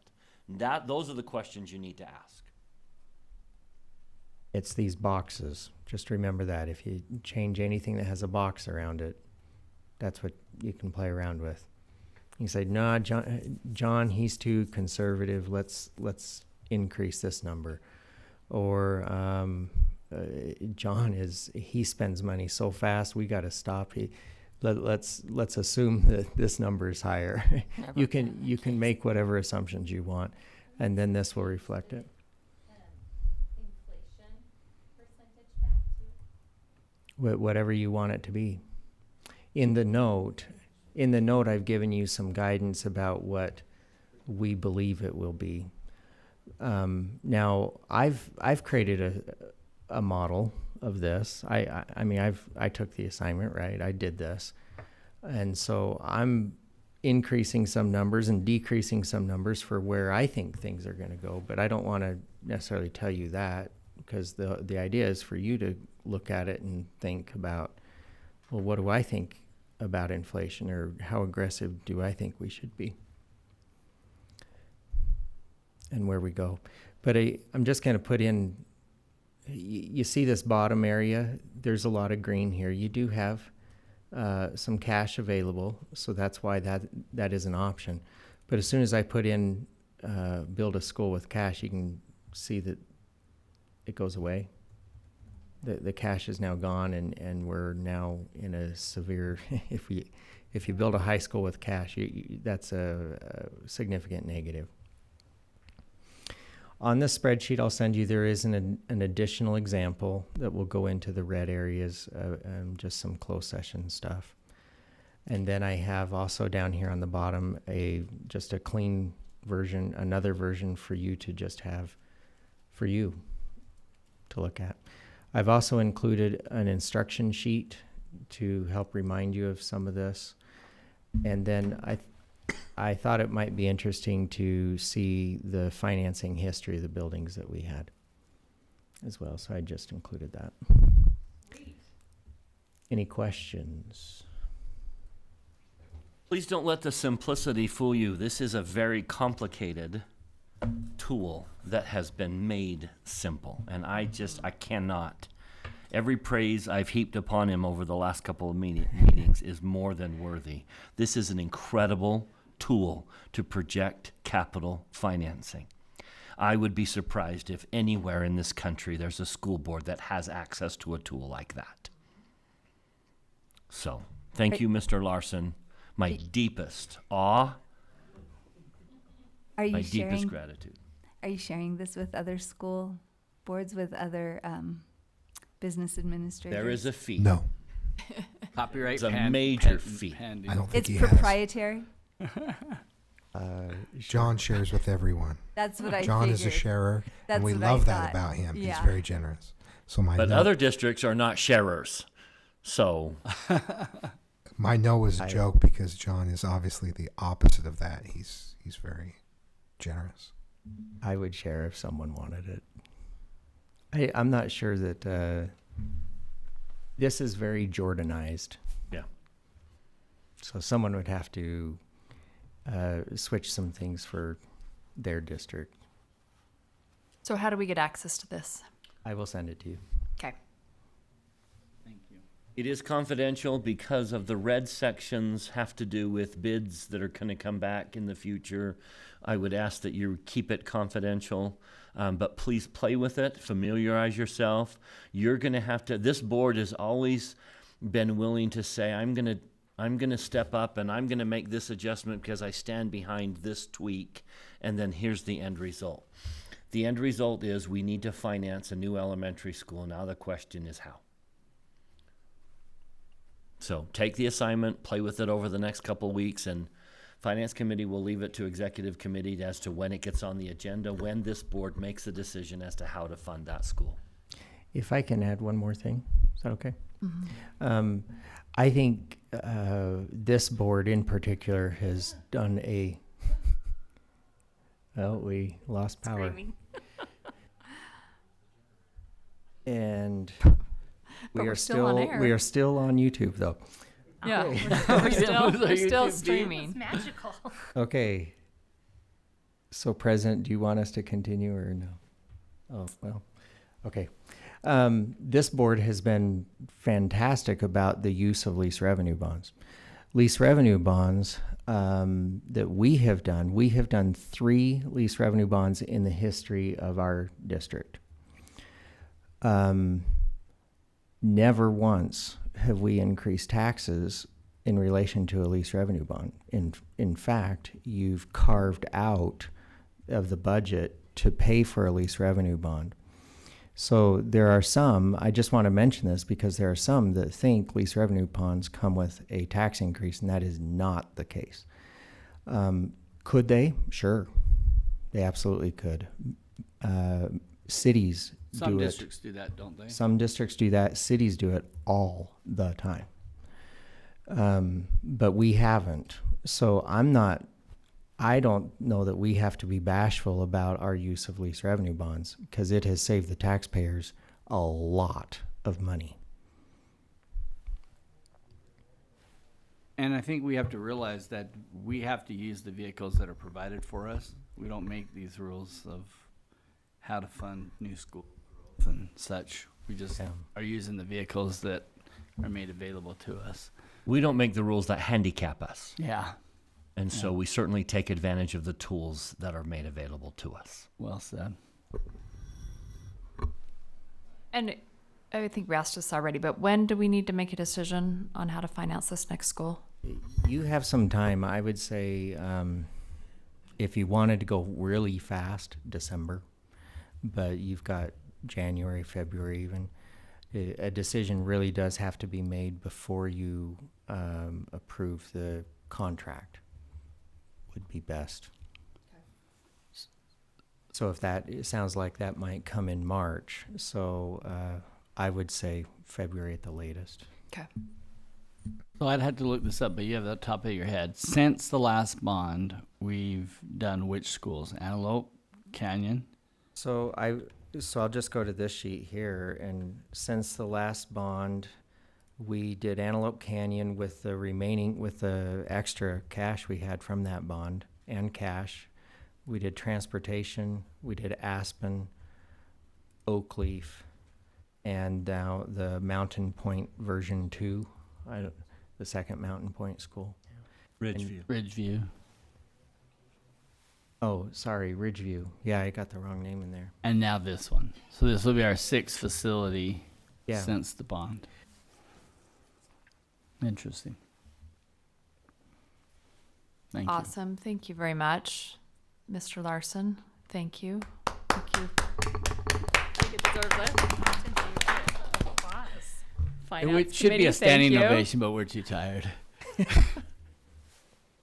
We're running on a backup generator. Are we okay to keep going? Well, Yeah. Okay. For now. if I can ask, Robert? so we should be Okay. able to take the recording off of YouTube. Okay.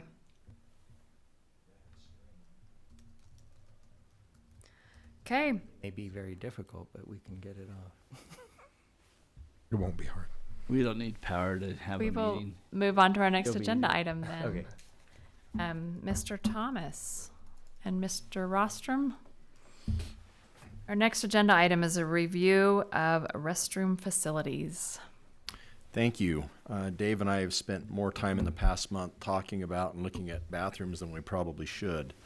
And so this is an important issue, and we wanted to bring a presentation to the board. I really want to thank John Larson for his assistance in helping with information and formatting, and he's going to run this for us. And it's a 40-page, 40-slide presentation. Don't be nervous. We can get through it pretty quick. It's fairly redundant, but it's that for a reason. And by the time we're done with this presentation, this is the tour. We have a tour scheduled for the 21st of November, and so we're still happy to take you out if you'd like to go, but this is basically the Can I the interrupt tour. for just one Please. second? I just got a text from a constituent that said the stream just stopped. I've got it on my computer. I intentionally do that for that reason, so I can see it. They may want to refresh. I just wanted to make sure it wasn't like something new. Okay, perfect. Sorry to interrupt Oh, you. you're Please fine. go. The outline of the presentation, John's running this for me, so you're okay. We have some objectives and discussion, existing elementary, and it goes like this: existing elementary bathroom configuration. So we'll show you what we currently have, options for future elementary bathrooms, and then recommendations for elementary bathrooms, and then kind of the same thing for secondary schools, bathroom configurations, options and recommendations, and then to give you the list of existing single stall bathrooms by school. We have an immediate objective. The first one is to get direction on the bathrooms for the new elementary school's architectural design.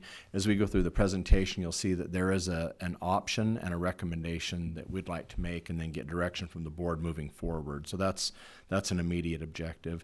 This presentation does not address legal issues surrounding bathrooms, does not address shower areas in secondary schools. We're simply discussing facility issues surrounding toilet areas. So back to the immediate objective and needing to know on this new elementary school that's being designed right now.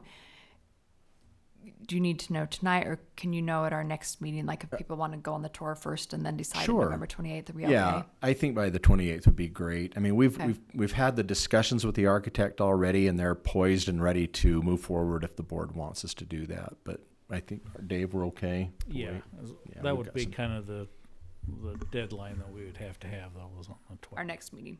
Okay. We save money sometimes using the same design. Will this change that?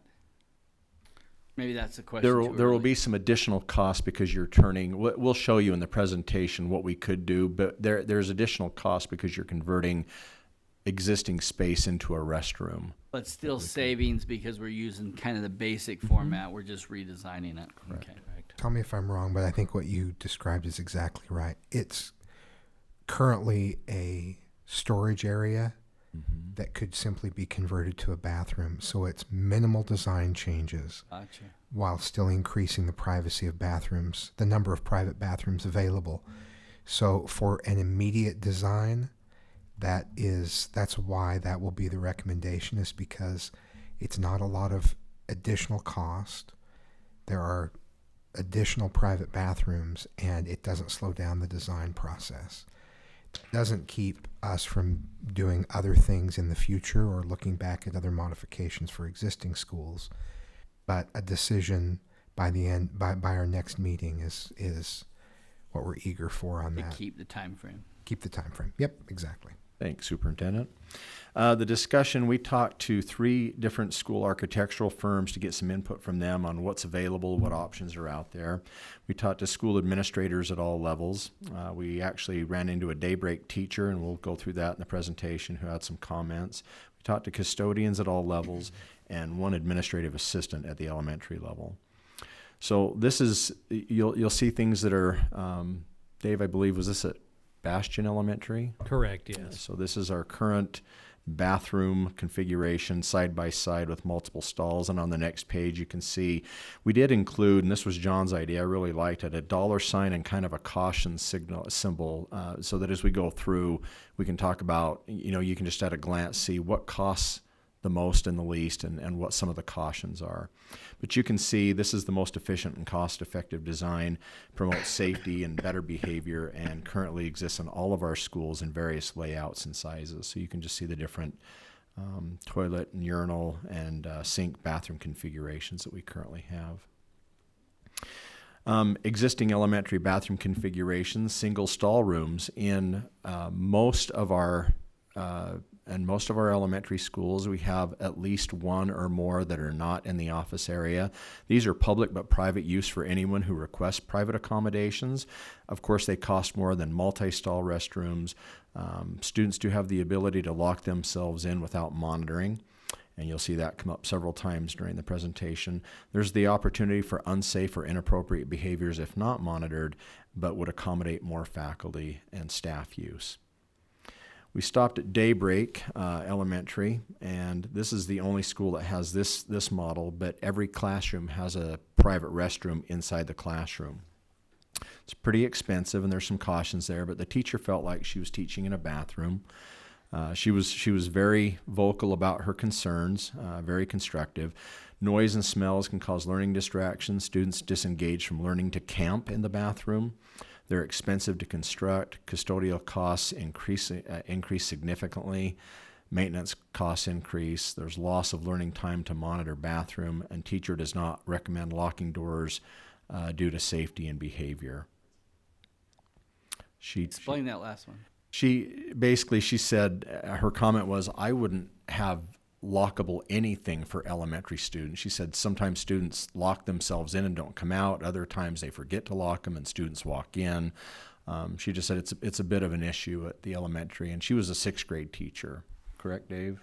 She was Correct, in the yeah. upper end, but So a student just having a bad day, Oh. reckless, could go in there, lock it, and you couldn't do anything. correct, until they get the custodian to come. And again, she said there on occasion students do forget to lock them and other students walk in. So she used the word camp as, if we're learning a tough subject and students really don't want to be part of it, they're easy to get up and walk into the restroom and disengage. So.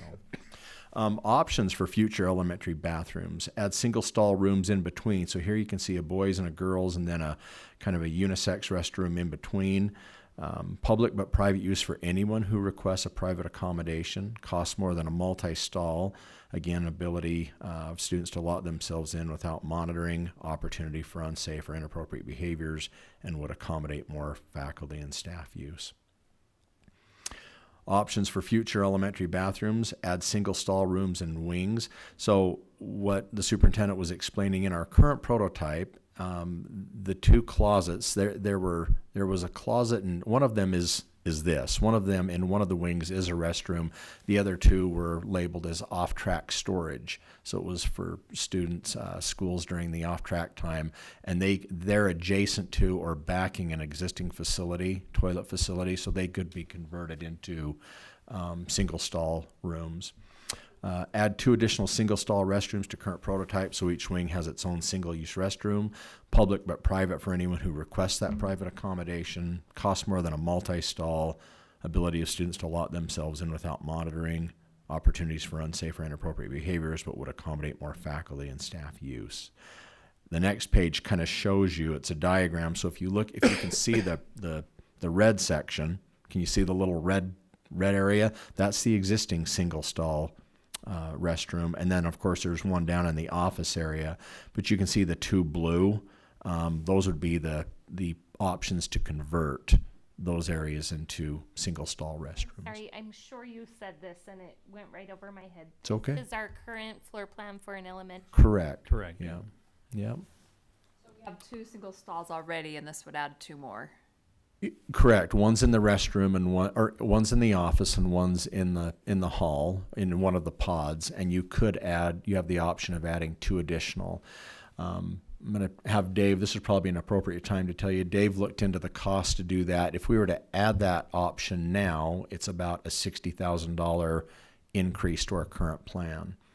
If we go back and retrofit, Dave, can you remind me what those costs were? Well, if we had to go back into an existing building and do this same project, we'd probably be in the range of 150 to 170,000, because we'd be going into existing restrooms, jackhammering the floor out, running sewer lines to these closets. So new construction is extremely affordable compared to going in and renovating existing buildings. Is that each bathroom that cost? No, that would be for the 2. 2. Oh,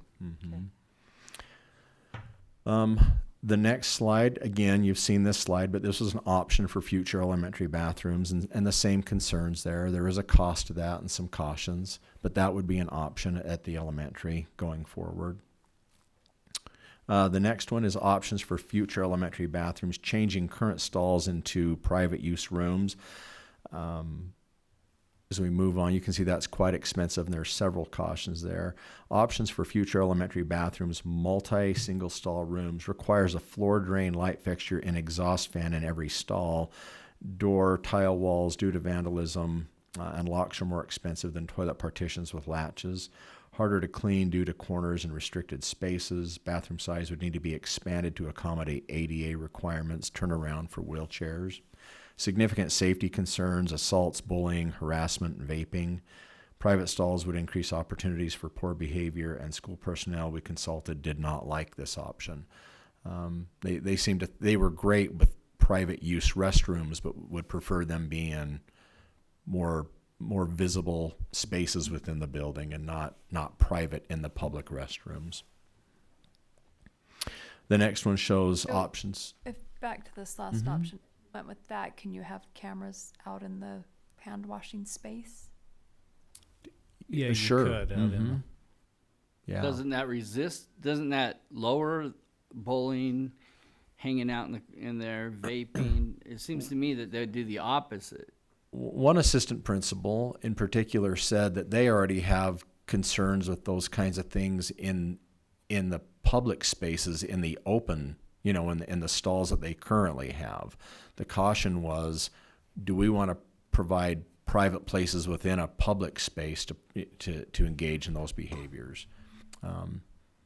She gave some very specific examples that I can go into with you. The Not in this models I've looked presentation, at, the models I've looked at that are being done around the country have that sink area, and then there's a clear partition to the halls, and so it's really a very open space. So then you can see who goes into each stall. That's the So- next option. Oh, is that the next option? I'm jumping ahead. Yeah. Sorry. That would be if we converted our existing bathrooms to single to a stall. private, yeah. So you go into an existing restroom and you create where there's a stall, you create a closet, like a floor to ceiling private closet. Private spaces in a public building. Before you Okay. go on, sorry, on that last picture, was that a half wall? I can't tell if Does that go out to the hall, or is that? No, that's a mirror. that's a mirror. Mm-hmm. So it's very isolated inside the bathroom. So It all does- all our current, they consider these more gang bathrooms because there are multiple bathrooms, fixtures in the bathrooms. We don't put doors on any of our multi-use bathrooms right now, just to be able to hear if there's distress or problems within the bathroom. Okay. Okay. The next one, options for future elementary, and this is kind of, I believe, Daryl, what you're referring to, multiple single stall rooms in a public area. So instead of going into, what you don't see here is there's probably a common sink out in this area, Dave, correct? But this would be an example of, just a lot of single stall.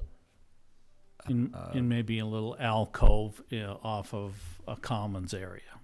And these were pictures provided by architects. They really didn't have examples of this in any of the schools in Utah, did Yeah, they? this one is. here. This next one is. This was a similar idea that's at an alternative high school in Box Elder. So this is the only one they were aware of in Utah. But this kind of shows the same thing. There's several restrooms there that are single stall use, and then what you don't see is right outside there's a sink area, common use sink area. Okay. It's off to the left. Sorry, we didn't get a picture. Of Right. that Yeah. I was talking to the administrative assistant there was so nice to talk to, and she kept sending me pictures, and I felt like I had exhausted my requests. So is the Box Elder ones open and being in use? Uh-huh. So what was their feedback? Good. It was positive. Yeah, they felt good about it. Kids and community and everyone is all in favor of this? So far, it had been well received. It's in a commons area, so what you're looking at right there is there's the restrooms and there's that glass partition there, and then that's more of a commons area, so it's pretty visible. I asked her that specifically, and she said, it's something that's monitored. It's not private. It's not in a private alcove or down the hall in a corner somewhere. It's pretty public. So they were happy with that. And this shows the same thing on the next slide. Options for future elementary bathrooms, single stall rooms in a public area. Again, that's something that we just talked about. We can do more of that. Next slide. Recommendations for elementary bathrooms. For existing schools, consider adding 2 additional single stall rooms in the current design, so each wing has a single stall room. That would be Fox Hollow, Bastion, Golden Fields, Mountain Point, Ridgeview, Antelope Canyon, Aspen, Oakleaf. Put single stall rooms where available and as needed in other schools. For future schools, add 2 additional single stall rooms in the current design, so each wing has a single stall room. This becomes more expensive to add these after a school is constructed. And again, it kind of just shows you that option on the next page. Recommendations for elementary bathrooms. The current setup, and in discussion with the administrative assistant and some principals, the current setup seems to be working well for most schools and situations. Individual concerns have been addressed and accommodations made for many years now. We were at Bastion, the administrative assistant said, we don't have currently any special requests for special circumstances, but here's our plan. If we do, this is the restroom that we will use to accommodate that. A high degree of visibility for student safety and managing behaviors was important. Provides faculty and staff additional options as well. Lower construction cost, low custodial cost, and low maintenance cost. Okay, so So that questions? concludes the elementary That's the area. elementary. So we're going to move on to secondary schools, but any questions about elementary? Yeah, I just have one. Mm-hmm. Since we're designing a new school, is 2 additional ones enough? I think, I mean, based on our conversations and observations, we think it is, because right now they're making it work with one. Like we haven't had, I asked Dave this question the other day and I thought it was relevant. We were having another discussion and I said, Dave, in all these years, because we know that there's been special requests for many years now and accommodations being made. And I said, in all those years, have we had a special project or a school call with concern saying we need additional restrooms? And the answer was no. We've had several schools call and ask for different signage. For example, you'll see an example at the high school where they called and said, we would like to convert our faculty restrooms into unisex restrooms, so we would like some different signage. So we've had requests for different signage, but not requests for additional bathrooms. So I think that's a good question. Is that enough? Yeah, And- I wonder that in the current climate. Right. You know, we can't gauge things historically anymore. We need to talk about the current climate, and that's why I ask, is it going to be enough down the road? I feel, if I may, Yeah. I feel Sure. like that provides a big increase, and I think that makes things manageable. I don't know how necessary it is. We have to balance out the cost, but I think going forward, I think for our immediate question on a new daybreak school, I think adding those 2 is a good addition, but I think going beyond that may not be necessary. So we can make the decision on the Daybreak Elementary School now, but a future school down the line, we might redesign the whole thing. Yeah, it doesn't mean that we don't do other things in the future on new schools. But there is And a it- time and- element here. And you can go look back and say, we want to make more dramatic changes to our existing schools. So,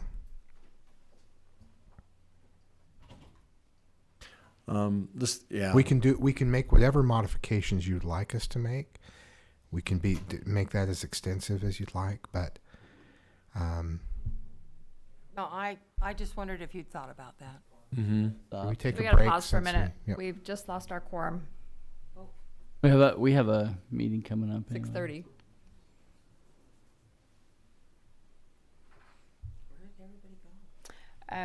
To the bathroom. Sorry. Ms. Dean had to run to the school for her daughter's orchestra performance. Mr. Dunford's running to a event with his son.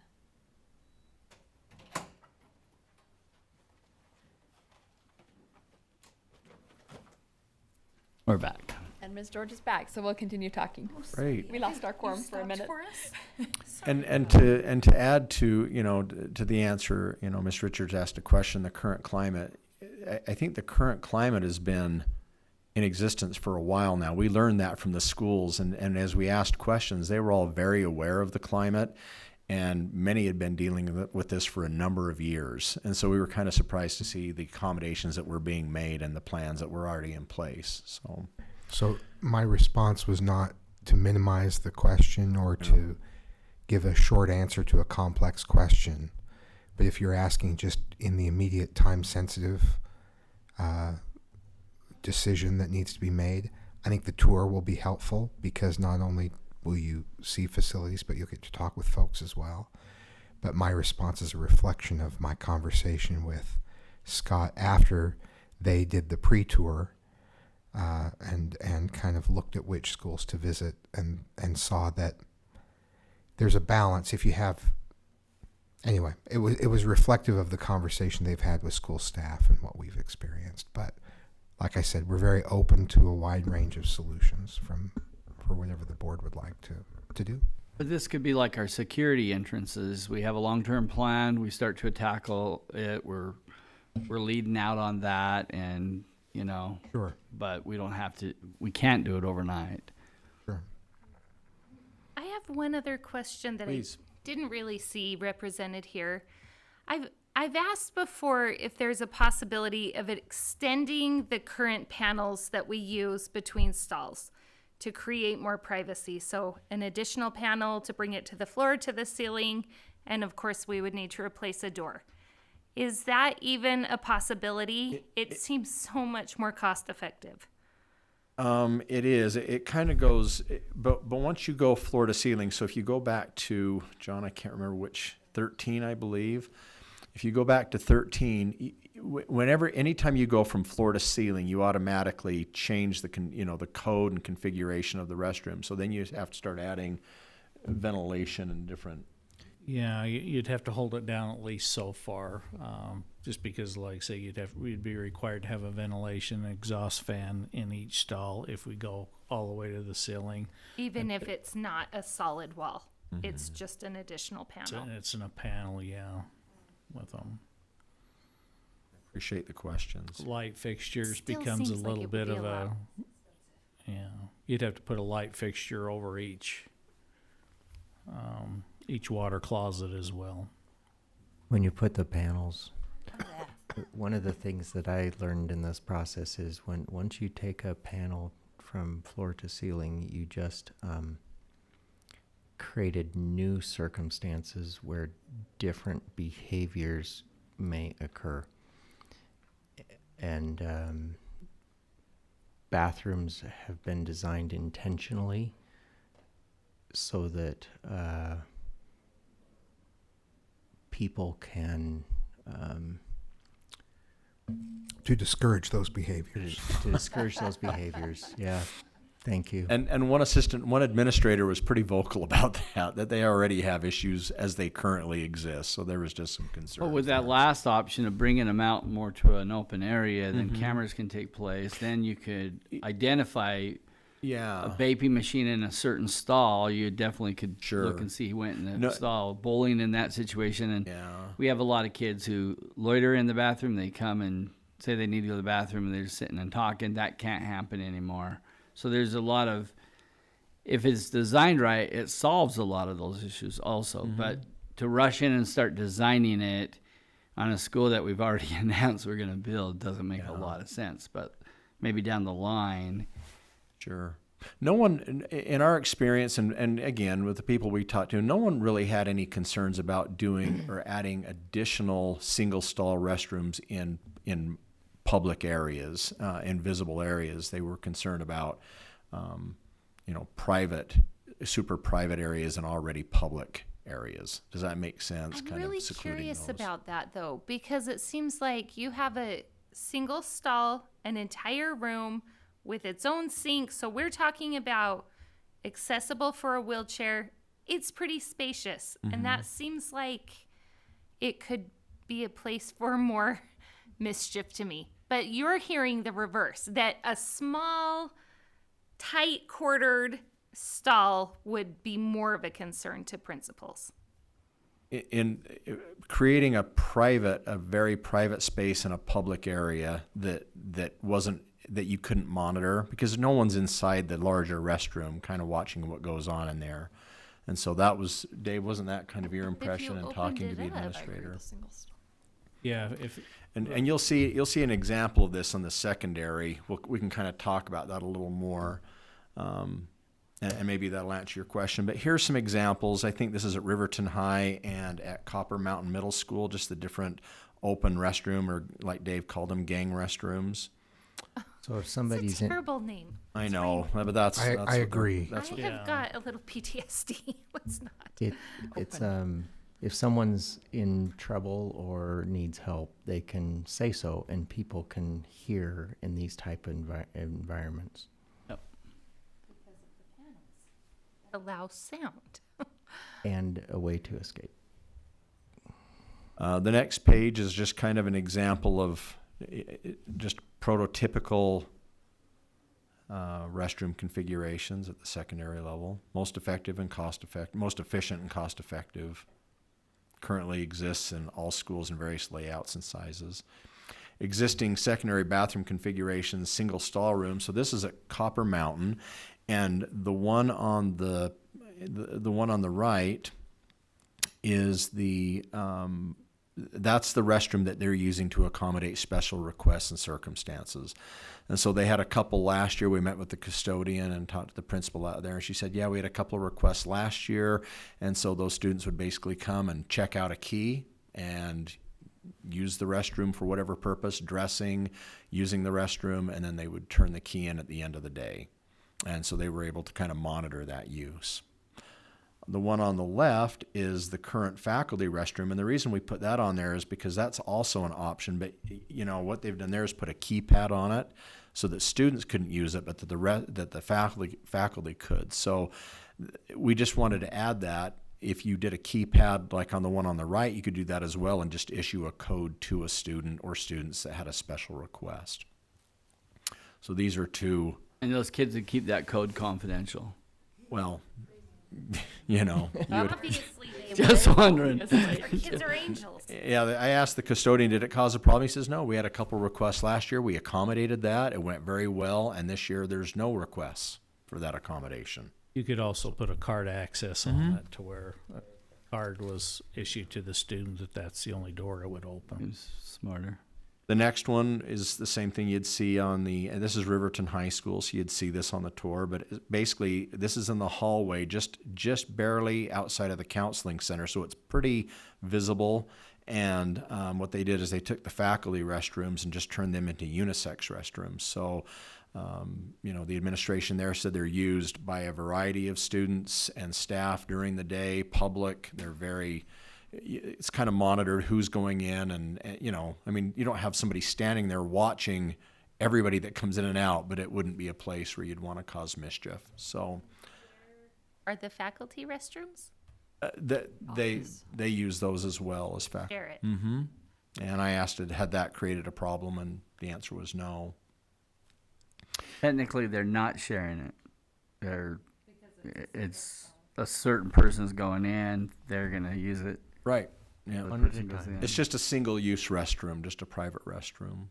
So, existing secondary bathroom configurations, this is just what they look like on the inside. Public but private use for anyone who requests private accommodations. They, again, cost more than multi-stall.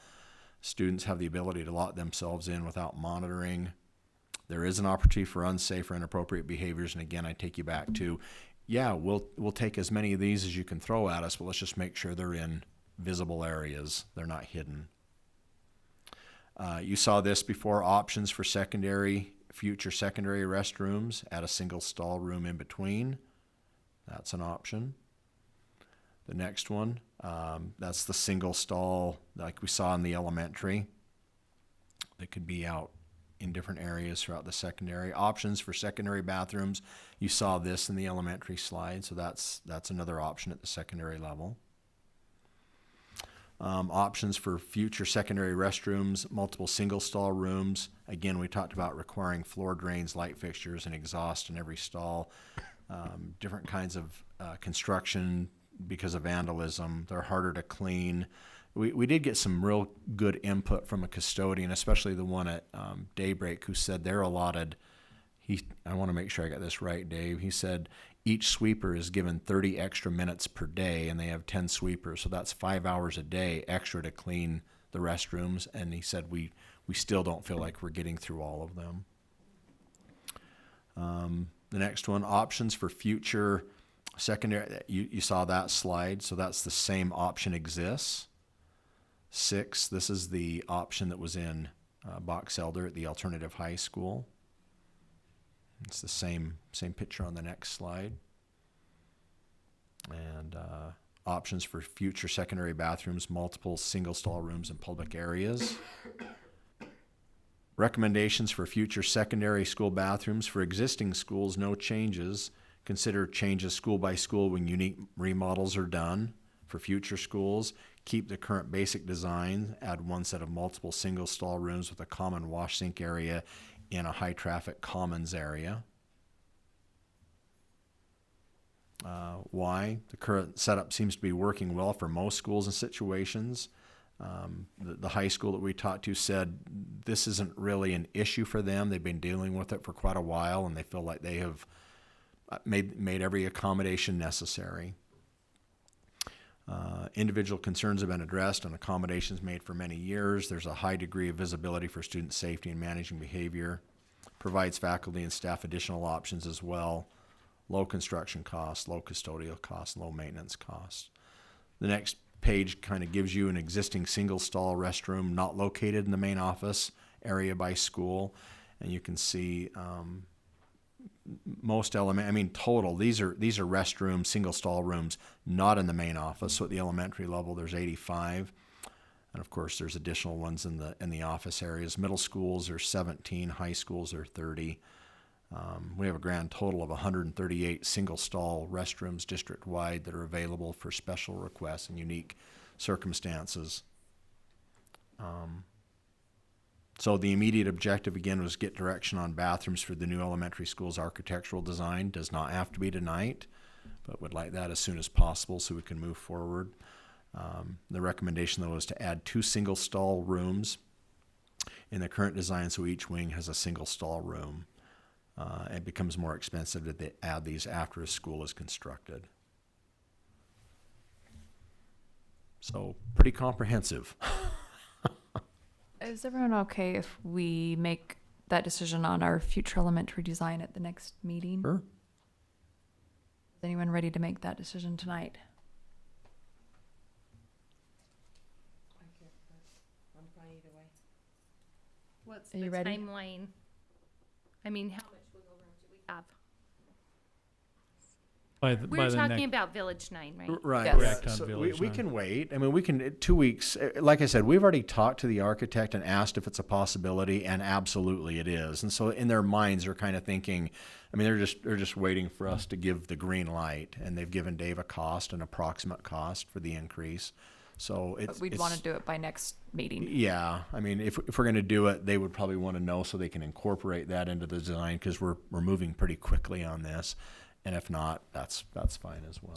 So any modifications to the normal design would need to be decided on next meeting at the latest. I'm okay. We have the tour in between now and then, so we don't need to decide tonight, but we would need to decide at the next board meeting. I'm okay with the go ahead right now with that design. I think I would like to see something a lot broader and a lot more comprehensive, but I don't think we have the time frame to do it for Daybreak. We're just adding the 2 additional. Yeah, to me that's a no-brainer. Let's do it. Let's get the plumbing in, put it there. I don't know. A tour is not going to help me on that because, but I would like this conversation to be a lot broader and a lot deeper, which we're not going to be able to meet the Daybreak timetable. Decide tonight on the next school or in 2 weeks? I would make it tonight. I can. I would just say ditto to what Mr. Robinson said.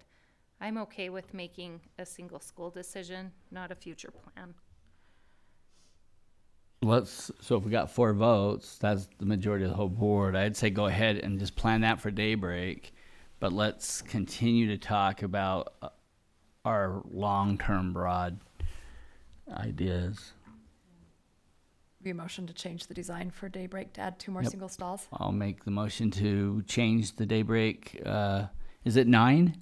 It is, yeah. Daybreak 9 elementary school to add 2 additional stalls. Okay, so motion by Mr. Robinson, second by Ms. George. Any further discussion? Okay, all in favor, please say aye. Aye. Aye. Okay, that motion passes with 4 votes, because that's who's here. 4-0. Okay, and then we'll bring back future You discussions. should probably put that on the record, who's here. Okay, those 4 votes were Ms. Richards, Ms. George, Ms. Miller, and Mr. Robinson.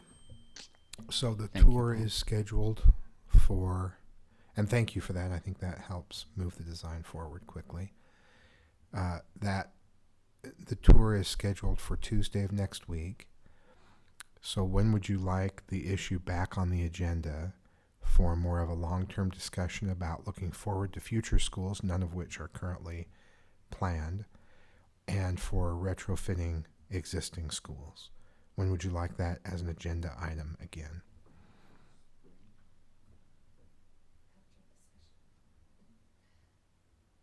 Just That's a good point. Spring? I don't, I mean, we've got our summer money spent, so it's not gonna happen this summer, right? I mean, potentially, unless we, we would have to it would be undo the difficult. previous discussion about summer. And so I think you're looking Yeah, at, there are a lot of complicating factors. I think the legislative session is a good point. So I'm just asking what your expectation is, not because we're in a particular hurry on that. It's just, when do you want to I bring think it back? there's an urgency, but not, like it doesn't have to come Urgency, but immediately. not emergency. Yes, yes. That's my question. Does the funding have to come from our summer project funding? That, we don't know. The world is your oyster. It has to come from somewhere. We know Has that to come from much. somewhere. You can add It it does. on It's the, not restricted to that. You could use other capital funds for that. Okay, so not an immediate need to bring it back next year. Spring, after the next year. legislative session, perhaps. I'm even March. before, like it's, to me, this is not a legislative decision. To me, it's solves lots of different problems, Okay. you know, so whenever you're, study it nationally though. I have some stuff that I'll send you that I saw some really cool national designs, that I think are great. But, to me, it solves more than one issue. To me, this solves a lot of issues. Yeah.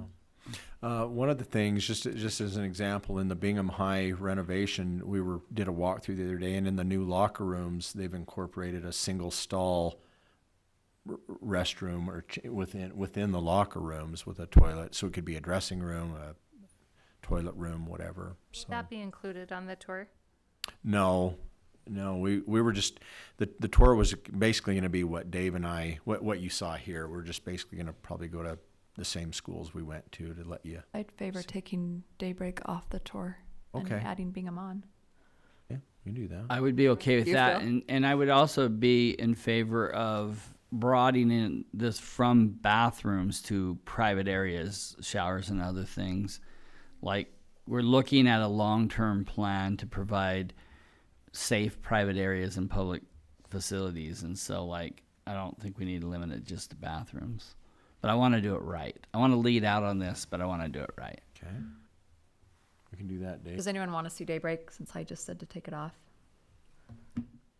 I want to see what it looks like, but I can do that on my own. I Okay. don't think So the we'll just Daybreak plan on going is to Copper Mountain, Bastion Elementary, Riverton High School, and Bingham High. If that's, you can go to those schools unless you'd like anything else you'd like to see. Can we end out at Bingham and then just take a tour of the whole facility? Sure.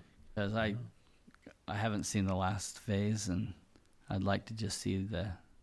Pretty amazing. Is it all the way done now? It's not. We're still working on some locker rooms. We just received the lockers last week. And then the ones on the north end of the gym we've kept open so the kids could use until we get the other ones completed, and then we'll tear into those. Oh, I'd love to have that light be last, and then anyone who wants to leave can, and I'd love to see the facility a little bit more in depth. Yep. We'll plan on that. Okay, thank you. We're going to take You. a 5-minute break and then start out in the big room at 6:30 for our public Thank you. hearing. Thank you. I'm told that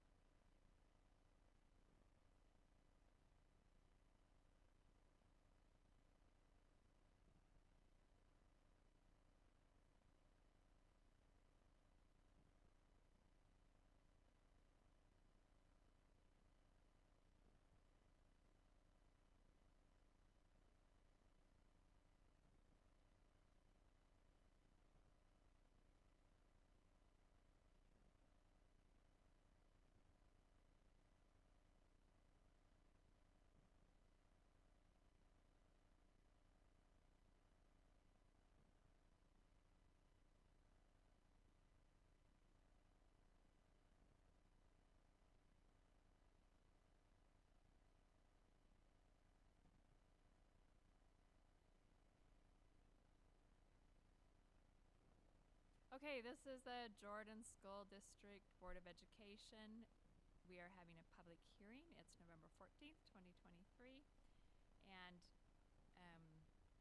we're having a public hearing tonight on a potential boundary change to address the pocket busing issue that will potentially affect the following schools: Sunset Ridge Middle School, Joel P. Jensen Middle School, West Jordan High School, and Copper Hills High School.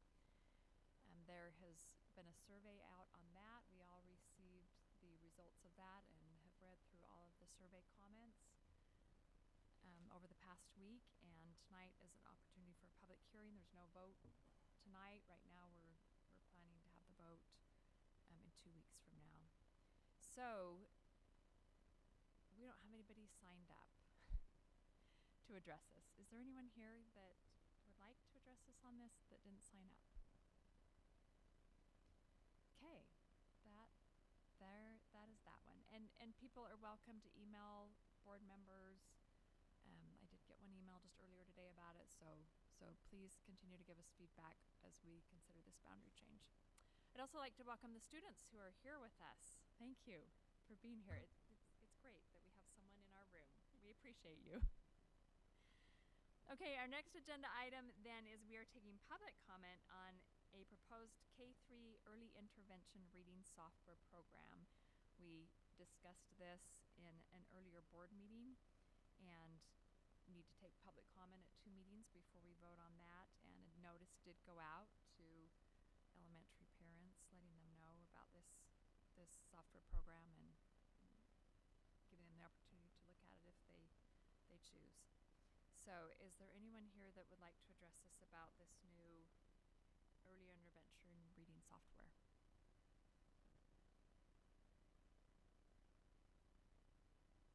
Okay, seeing none. Does anyone want to address, are you here to address us on anything in particular? Okay. Okay. Well, that will conclude our public hearing and our public comment portion of the agenda. Thank you.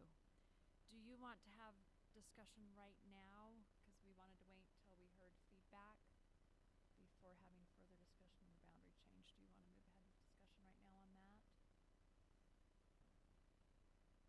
I'm okay with it, having more of a discussion. I'm fine if you want to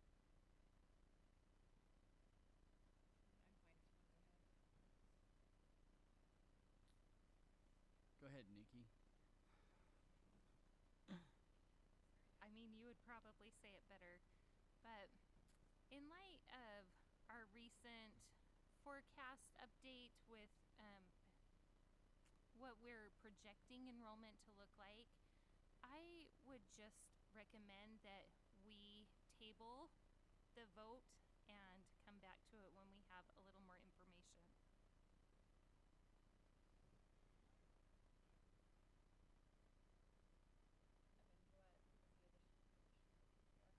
Well, we've already directed staff to look at some potential realignment that might be able to redistribute students in a way that could save us from needing to build new buildings.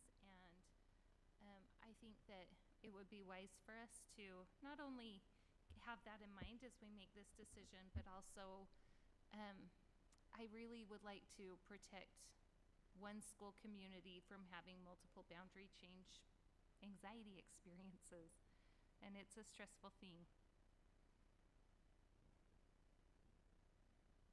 It's super tough because we keep saying this over and over again, that it's hard to make long-term decisions without a long-term plan. And we've been handcuffed on making a long-term plan. And so I'm apprehensive on making a decision that we think we know what's going on, but you know, it may or may not. Things could change because of the seismic studies is what's holding us back from really digging in deep. And I don't want to make a change and then have to change it back. Do you have a proposal then for what would happen to all the pocket busing people then? Do they continue to be pocket bused? I would propose that we continue to expand the permit requests like we have this year, so that those students have that option available to them to go to their neighborhood schools. Even if we have to extend beyond policy.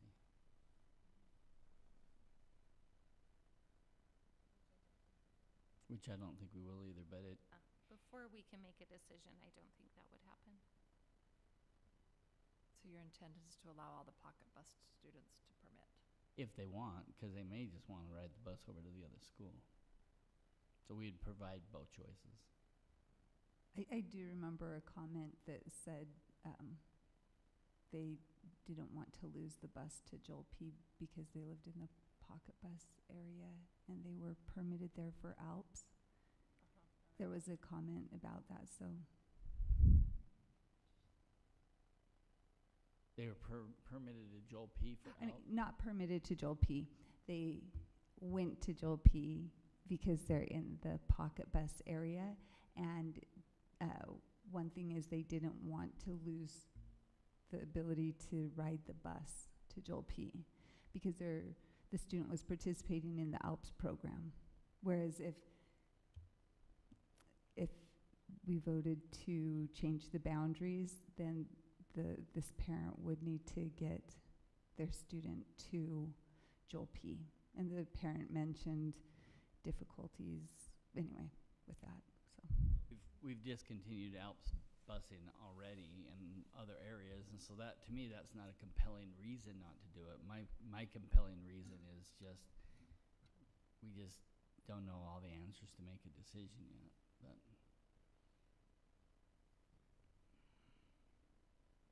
So I have one question. One of my concerns about this pocket busing is it skews our data. So when we're looking at, enrollments and projections, we're looking at our boundaries, which has all these areas coming to these schools.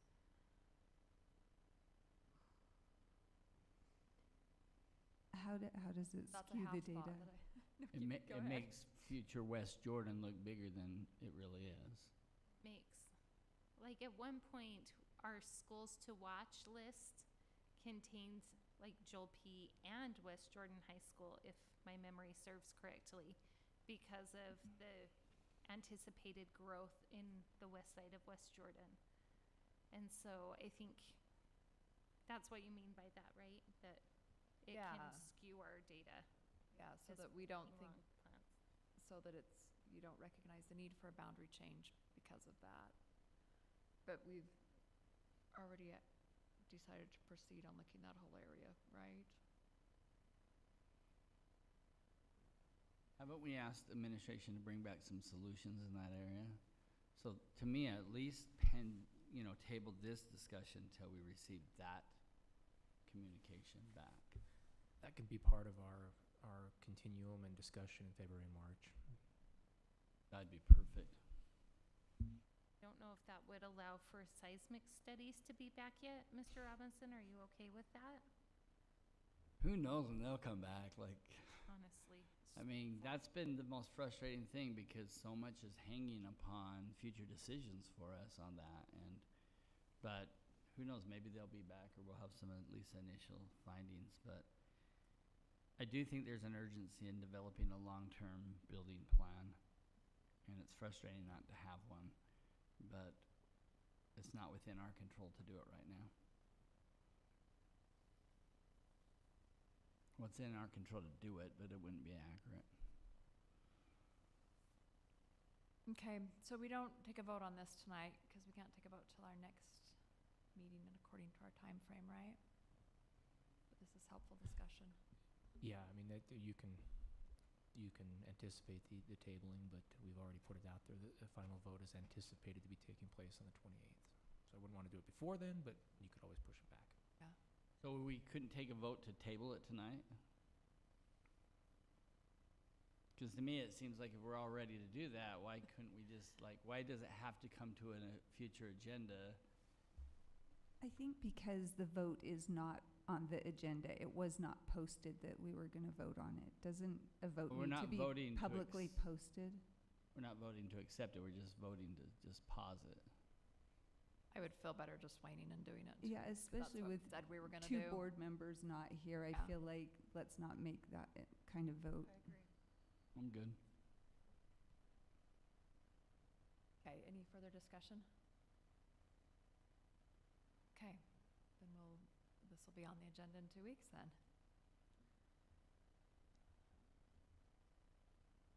All right, do you want to keep going out here or go back into the study session room? Back to the study session room. Okay, we are now going to take another 5-minute break and we'll meet back in the study session room.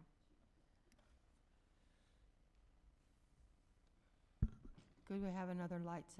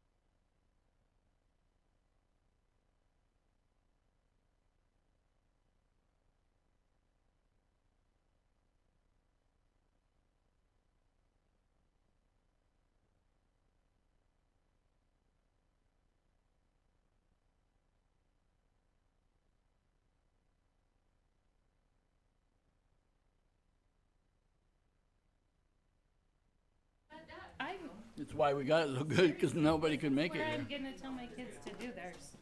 There, what? Their weddings. Oh. I think this would be a pretty, like, out there in the main area. Ron.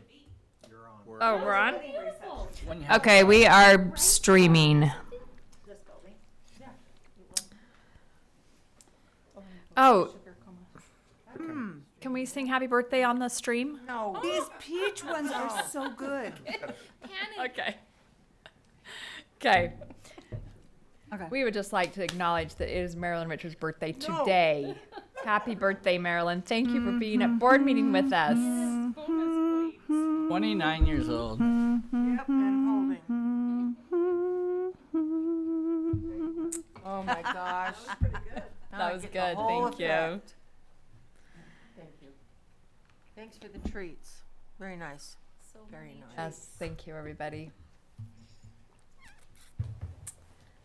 So did I miss the bathroom discussion? Uh-huh. Yeah, we're done with it. Over and out. Okay. Flush that one out really fast.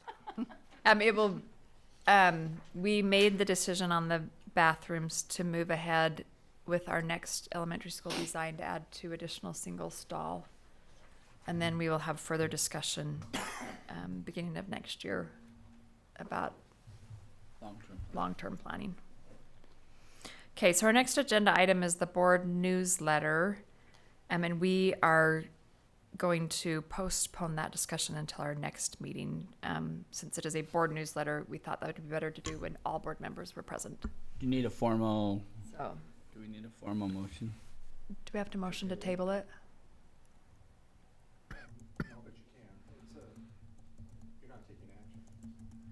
Okay, we don't need to then. Okay, but that'll be postponed until the next meeting. And then our next agenda item is GP 110, public participation at board meeting. And this is just part of our regular policy review. This is the policy that is up for review this month. So, had a chance to look over that. I'll give you just a minute. I'm excited. I have a couple thoughts on it. Okay.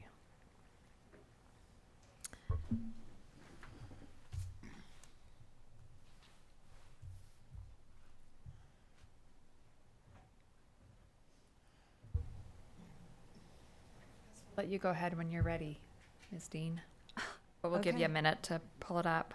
Oh, yeah. I wonder, okay. Might have gone offline. Let me log back in to the Wi-Fi.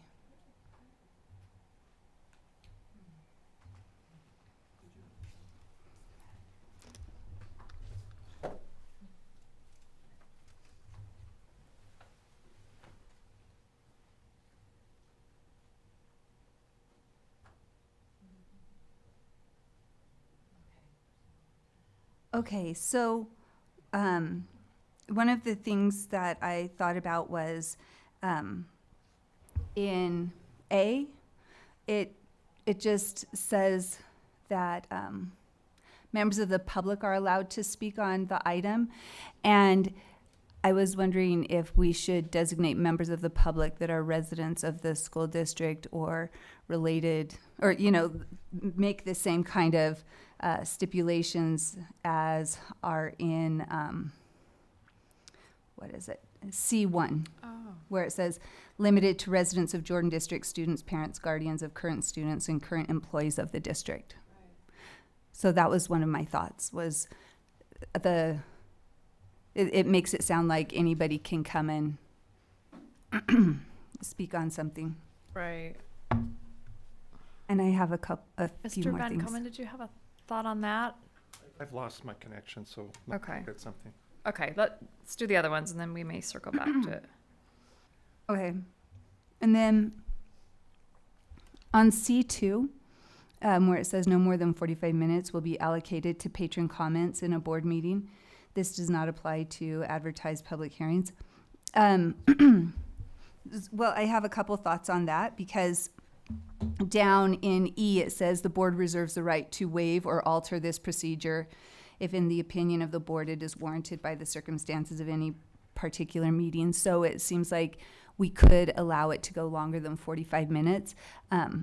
And also, I have not been timing public comments, but I'm wondering if we go over very often, and if we do, it sounds like in D2, it says if a large number of patrons have signed up to speak, the board may elect to adjust the time allocated to each speaker to allow more patrons the opportunity to be heard.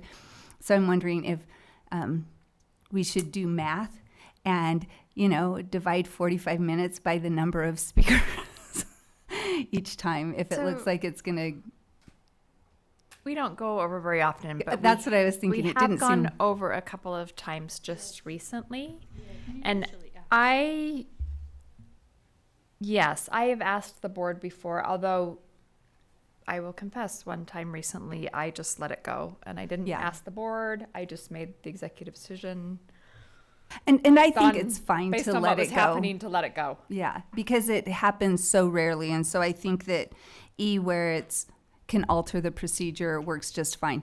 One thing that I think does make it go over is when, and it's not in the policy, is when the procedure is that we give elected officials as much time as they would like to take before the patron. But I feel like it would be okay to let them speak during the patron comments section, and as instead of making a specific, So I yeah, don't know. right now on the agenda, at least the most recent ones, elected officials is under the patron comments section. So the rules, the 3-minute rules would apply to them. And I kind of feel like we should, like, we haven't always enforced that with elected officials. I kind of feel like we should. That's what I If, think if, too. but if they need more than 3 minutes, contact me. Let's get an agenda item for you. But I feel like if they're just coming up unannounced, that they can. Didn't we once have Follow a the rule rules. like if you were representing a group, we'd give you 6 or something? I don't know how we came up with that. changed- Yeah, that, and actually We that changed is, that policy. that a is while back. something in here. In those situations where large groups of people desire to address the board on the same subject, the president may request that those groups select only 1 or 2 speakers from the group to address the board on behalf of the group and shall be allocated up to 6 minutes to speak. We still have that in there. That's But still in no, the. but the wording is the president may request. Yeah, but they it- don't get to request. You get to. I get to request. So, because before we had people coming up and saying, "Well, I'm representing a group," even though they really. She gave me part Word. time. So, Oh, yeah. so wouldn't it be nice to keep that and because they are representing a group, right? They're elected officials, so they are representing. So keep it at the same that we've stipulated in the policy at 6 minutes for elected officials. I think it means a group that is present at the meeting. The purpose of it is Purpose if of that is, but we have a whole bunch of speakers and we Saying the want same thing. to say, Yeah, so I No. don't know how elected officials would fit with that part in C4, where large groups of people desire, because, anyway. well, we actually don't hold it just to at the meeting because we take emails too. So I don't know. I'm just thinking. I just say 6 just because it's in the policy for a different purpose. But you can do it as 5. You can do it whatever. I think that there should be some kind of a time limit unless they've notified us ahead of time and want to be an agenda. So maybe the wording should be elected officials can take up to X number of minutes unless they've notified and So like put them in the, in number 4, in those situations where large groups of people desire to, and then put at the end, something like elected officials may also take 6 minutes. elected officials are not in the policy right now. We're just having the Yeah. agenda as a courtesy. So, okay. I mean, more other comfortable than- with that than I adding am them to the too. policy. I am much you more wouldn't add it, comfortable. you would not add them to the policy. I don't want to add them to the policy. So C12, when it talks about the mayor, That was one I was curious too, where it Yeah, said, I'm curious can, what- it says, may participate in board discussion. That's state law. and does Oh. that mean we invite them to sit on the dais with us? Is that? We don't, state law is just exactly what it says in here, that we need to notify them of our meetings and they may participate in discussions. We So did like that- in the meetings, they not- could raise their hand. They don't and- get Done that to before? vote. No, we but did they that could at one raise their point. hand. I'm sorry, I didn't mean Oh, to no, interrupt it's you. okay. No. Following the district split, Oh, wow. actually, and some other events, we actually had placards for all of the mayors for a period of time, and had extended with some extra tables and chairs in case they came to be part of the discussion. I do remember that. I remember Mayor Burton saying something about joining us, and I was like, haha, but he was right. Oh, yeah, when Mayor Burton came, yeah. So, a member of a city government, or a mayor or a mayor Or the mayor's designee, designee. or the county commission chair, county executive, or county manager, or their designees, they can participate in the discussion.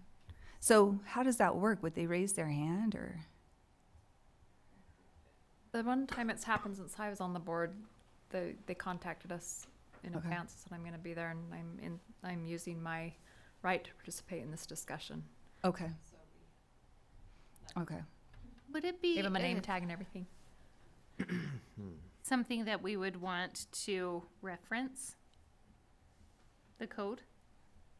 I know these ones we don't always reference, but it would be a good reminder later if you didn't have a Tracy who could say, oh, here's the code. You would still have a, But isn't, Mr. Van Komen. That's right. isn't Tracy a lifetime position? She is. I'm talking about far into the Okay. future.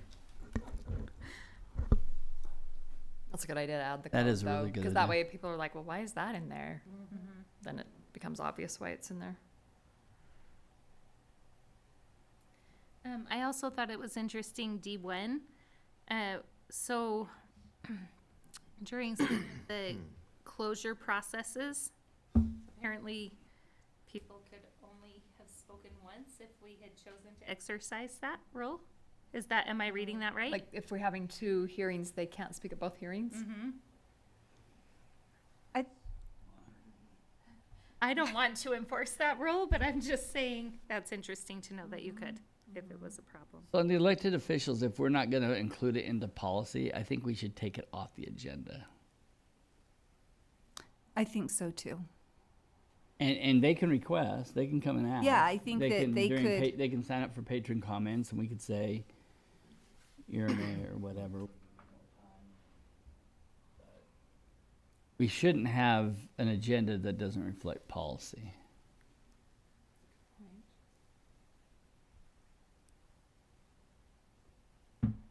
I know it doesn't happen very often. Mayors will come, but other than mayors, we haven't had a lot. Susan Poltz for a few times. Mhm. We've had a few lately, though. And it's nice when they do. I don't want to make it seem like it's uncomfortable, but I think we either add a line there by the mayors and just say elected officials can take up to X number of minutes, or we take it off the agenda. Or we just say elected officials are welcome to address the board during patron comment time. That would be good to me too, and not put a time on. A few times we've had them just make the assumption in their remarks, right? I assume that as an elected official, I can go beyond the 3-minute mark or whatever. It would avoid some awkwardness if we had it clearly outlined in policy.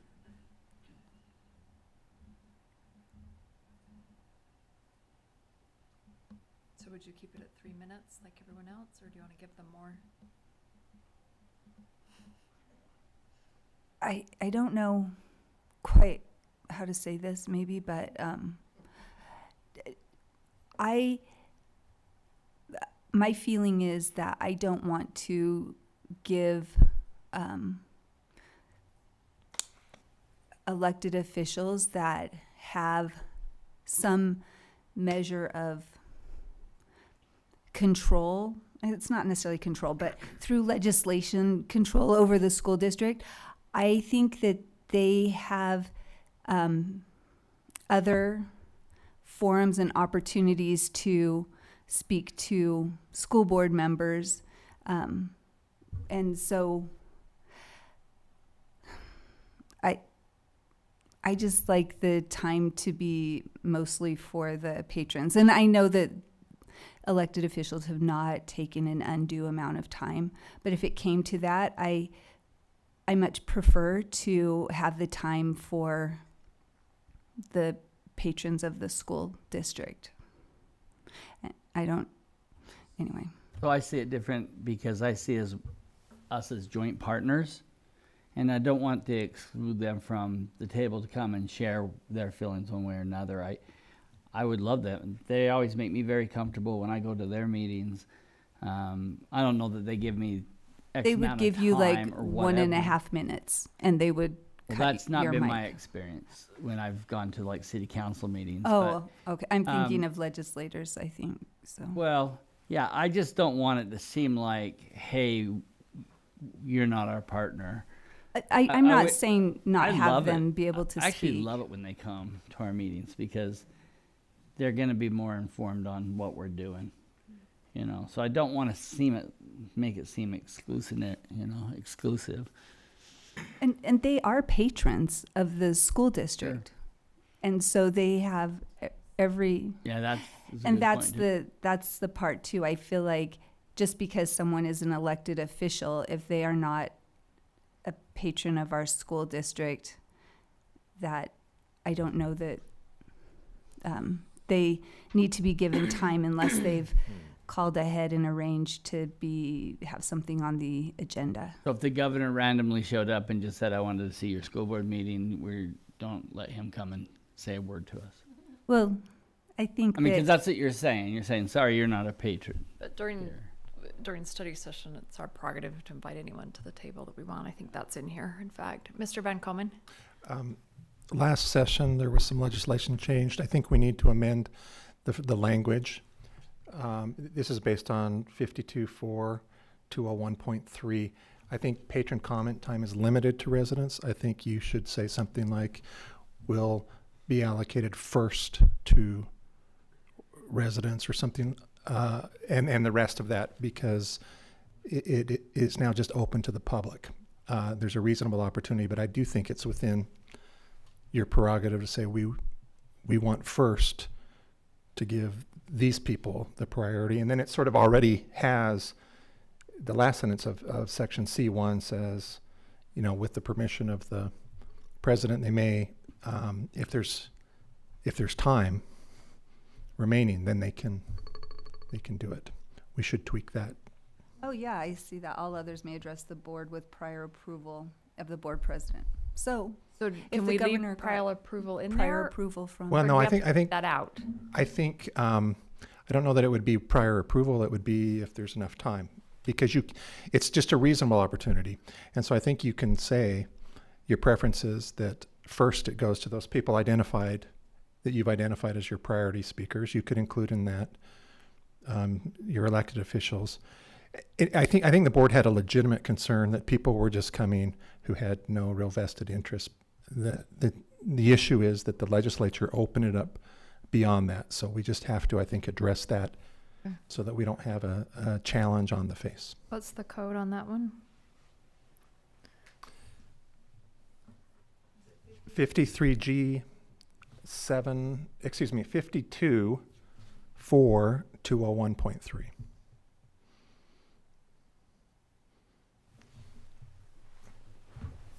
Okay. So we'll need to tweak that line.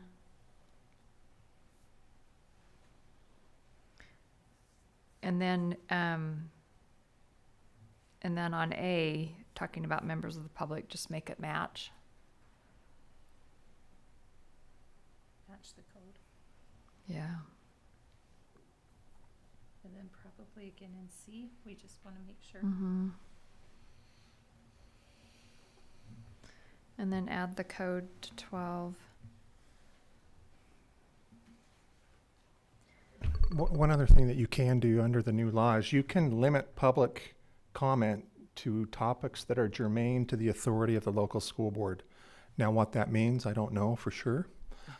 But you can specifically include something in that. So if somebody just wants to come in and use public comment time for something that is not germane to your authority, arguably that you could say, no, you don't get to do that, because it's not just a free-for-all forum. And that's in the same section. Yeah, interesting. That's never happened in my experience, but it could. Soon, maybe, sensitive Yeah. materials.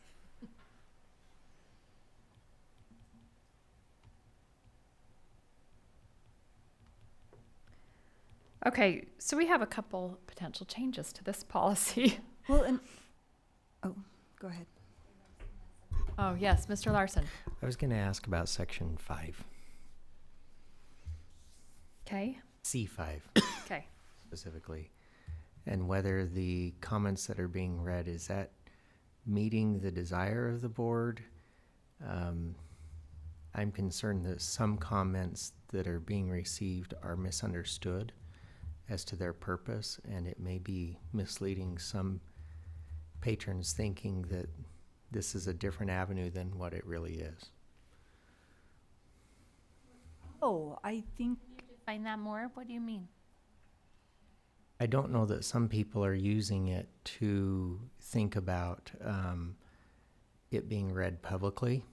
I think they're thinking about it being a relay to the entire board. Oh, well, rather than emailing the entire board, all I have to do is type in board comments and boop, it goes off to the board. And so I think some of the comments that are being sent in that way are not as applicable to a open meeting, and contain some rather sometimes specific and personal circumstances that I don't think people understand the real mechanism they're using. And so I try to catch those, but I'm not sure they want that read publicly.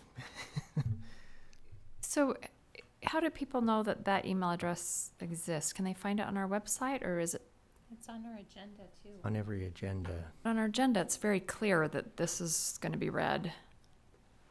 Is it clear It's on our in the website too? policy. I don't know if it's on the website. I don't recall that. If anyone else knows, it's in the policy. When? The other thing on that is, I think when you implemented that, there were sort of pandemic issues, and I think, do you want to reconsider the scope or the extent of that?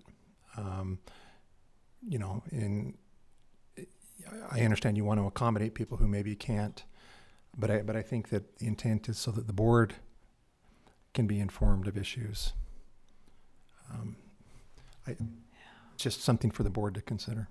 And there is some ambiguity as to whether or not those have to be read under the new law in public meeting. Clearly you have to provide for public comment, but you can also just receive written, I think, as part of the board meeting. I think there's an argument for that they don't have to be read.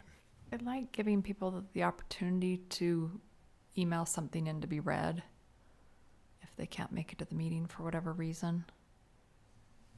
But I can see the problem.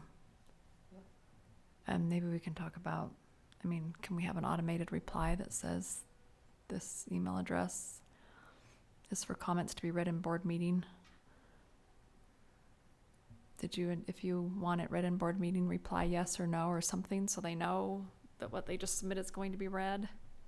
So then if they say yes, but it's something that shouldn't be read in board meeting, then what do I do? Right, because then it doesn't meet our policy. Auto response, can we just mention those items we won't take comment on, da-da-da-da-da? Yeah, if you're. I think we may want to put something, It will be emailed. items that are submitted, if they don't meet our criteria, they won't be read. All or a portion of it won't be read. Yeah. That on the auto response. My mind always goes back to a time where there was a very heated issue, and I heard from some teachers who said they didn't feel safe coming to represent an opposing side. And this gave them an avenue that made them feel safe. And so I feel very protective of this practice, because if there are those who are intimidated by loud voices, they still have a safe way to be publicly heard. And so I would love to try to troubleshoot this in a way that keeps that opportunity open. I wonder, there's some public meetings that I go to have an opportunity to virtually comment, but they're actually making their own comments with their voice. Is that a possibility? I've seen Would that. that avoid the, I've seen that before too. yeah. So they're on like a Google Meet or something, Mhm. and it turns over to Yeah, them, it's and like they a Zoom just call. give their comment. Yeah. And then that would be more of a, you had to make the effort, you had to come, but you don't have to feel intimidated, I guess. I don't know. The legislature does. Mm-hmm. That's what my city does as well. We'd have to be thoughtful about screening that a little bit. I think there's a chance for hijinks I do too. in those circumstances. And that's just one idea I threw out, but No, I think it's used by a lot of other municipalities. I'm not saying that we couldn't do it. It's just I think we'd have to be pretty thoughtful about it. would that even solve the problem that you're bringing up, Mr. Larson?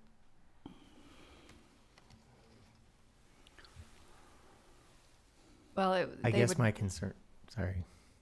I would know for sure that they were giving a public comment because they would be on. Right. I think my concern would be along with the superintendent's is then you allow a venue for somebody to do something that is perhaps not very appropriate. The question could be asked, if it's not broke, why fix it? So I don't really see a lot of broken parts from our process right now. Small tweaks maybe, but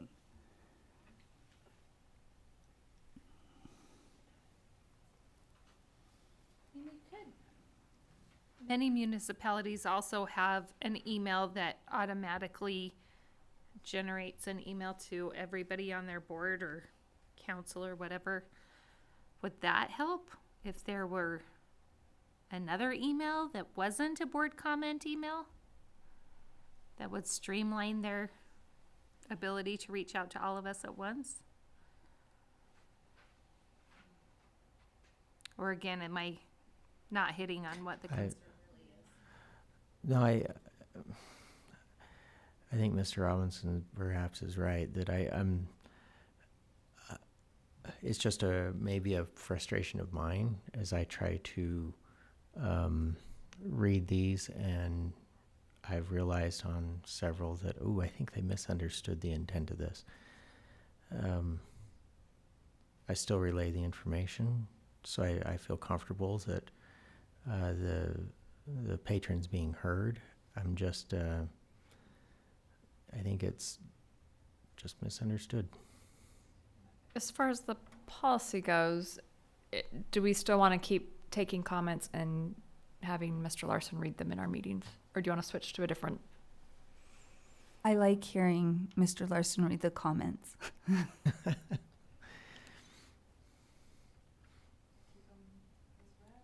Or anything different? I like what we're doing, because I hate to put that burden on Mr. Larson, to screen those, but I think he does a really good job of it. So I like what we're doing.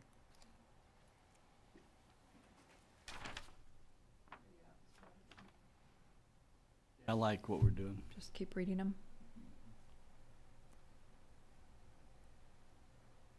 And to clarify, we'll continue the reading at the end. That's in the policy, and I didn't hear a conversation about that. I have not been running the timer for public officials, and I didn't. I just assumed I wouldn't. But if you want that done, let me know how much, and I can do that. Go back to that discussion. As far as this one, though, goes on reading board comment, I would say if we leave our policy the same, but you're welcome to make any adjustments prior to the meeting, if there's an automated reply or any type of thing you think would help. Well, I think I that you could go move forward with whatever brainstorm ideas on that. my immediate thought might be adding a sentence to number 5 that says any content dealing with Your 3 minutes is, they're yeah up. any your content time. any seems content fair. dealing with personnel issues or other things may be not read or will not be read. Or maybe perhaps some additional phrasing there. Yeah, and one other suggestion to that would just be, if there's not time to read comments, I would just say they will be provided to the board, just so that, Oh, there you go. um, And I haven't been doing a good job, to Ms. Dean's point, of tracking the time to even know if we're beyond the 45 minutes to say, well, these won't be read, they'll just be emailed to the board. Okay, we have some tweaks to number 1. We need some tweaks to number 5. Maybe we can reword number 5 to be a little clearer there. Adding some code, or adding the reference to the code in number 12. What do you want to do on elected officials? I'm wondering if we just add a sentence that say elected officials may address the board during patron comment section, and then that gives us the flexibility as a board to choose to leave them on the agenda separately or not. It just seems to me that it goes without saying that if they're patrons of the district, they can speak during public comments. I'm not saying we cannot allow any other elected officials to speak in our meetings. I just think that I just like the idea that they have the same amount of time and procedure as the rest of our patrons. I disagree.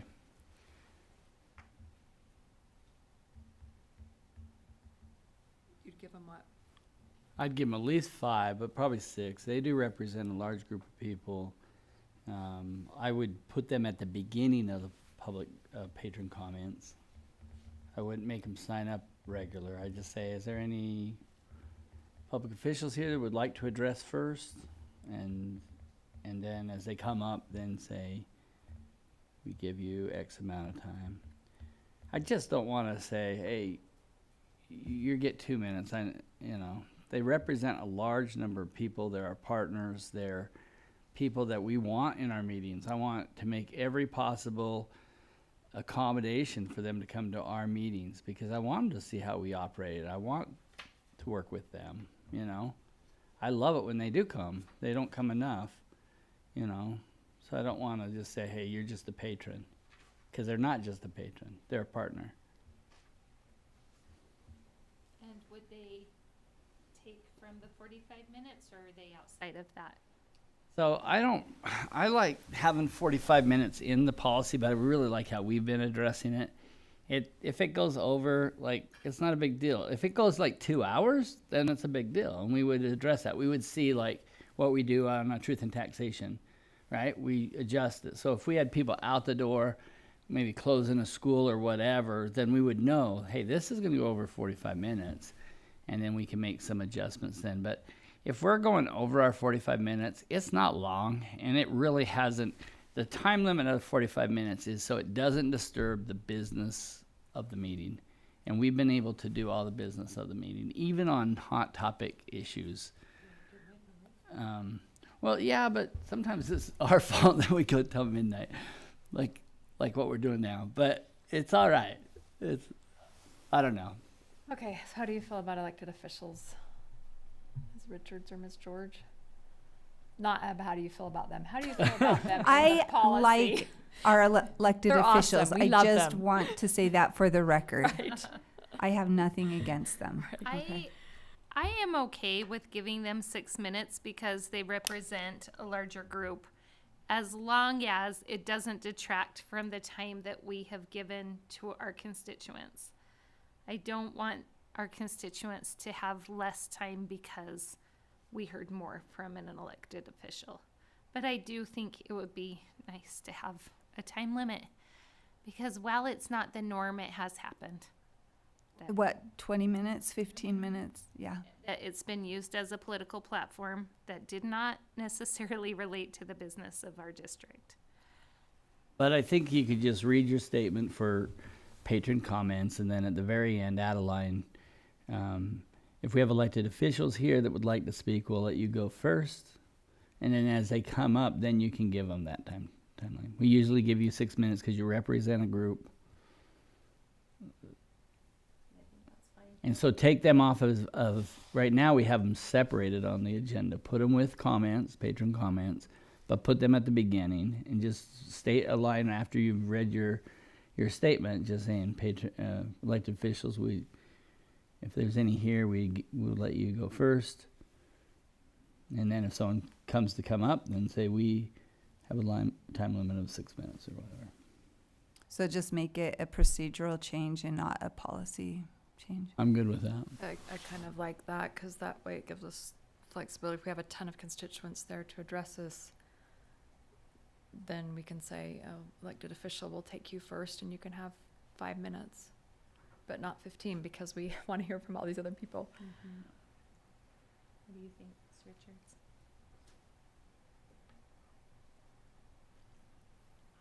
I don't think we've had a problem with it.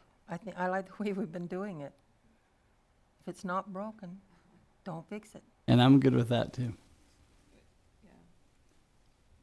I mean, so that's basically what we've been doing. It's not in policy, but we've been putting them first. And You're okay with them taking whatever time they would like? No. so what if procedurally so we don't change the policy, but procedurally we do what we've been doing, but also tell them that they have a time limit when they come up. If needed, if there's no one there to talk, they're the only ones. So maybe we Yeah. just balance it depending So on. They read can your take all statement and then 45 just minutes. make, and elected officials, if you're here, you can go first. Okay, so leave that as procedural, not in policy. Okay. And I have one more question Okay. about the policy too. So, a few board meetings back when, and I'm thinking about, 8, where it says the board will not take public comment on personnel issues or statements regarding the character, professional competence, and the physical or mental health of an individual during board meetings. Similar comments about a group whose members could be identified individually are not allowed. And then also in 10, where it says speech that defames individuals or interrupts the public business of the board will not be tolerated and may be cause for removal from the meeting. So there was the student, it was about the Falcon Ridge elementary school student. And there were some, Fox Hollow, sorry. And there were some comments that seemed to really border on making statements about the character of an individual and implications about an individual who was a student in our school district and the dangers this student poses for other students. And so I don't know, how do we address that? Did anybody else feel like that kind of pushed the making personal comments about an individual? So if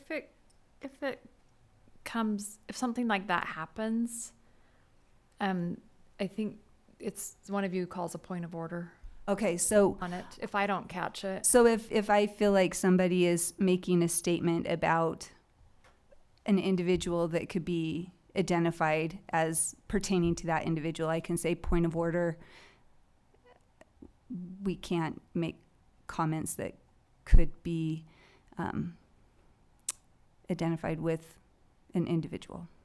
Okay, thank And you. I think, yes, and then I think in Robert's rules, then you call point of order and then I say something like, yes, or she's right or something, but there's probably an official phrase that I use.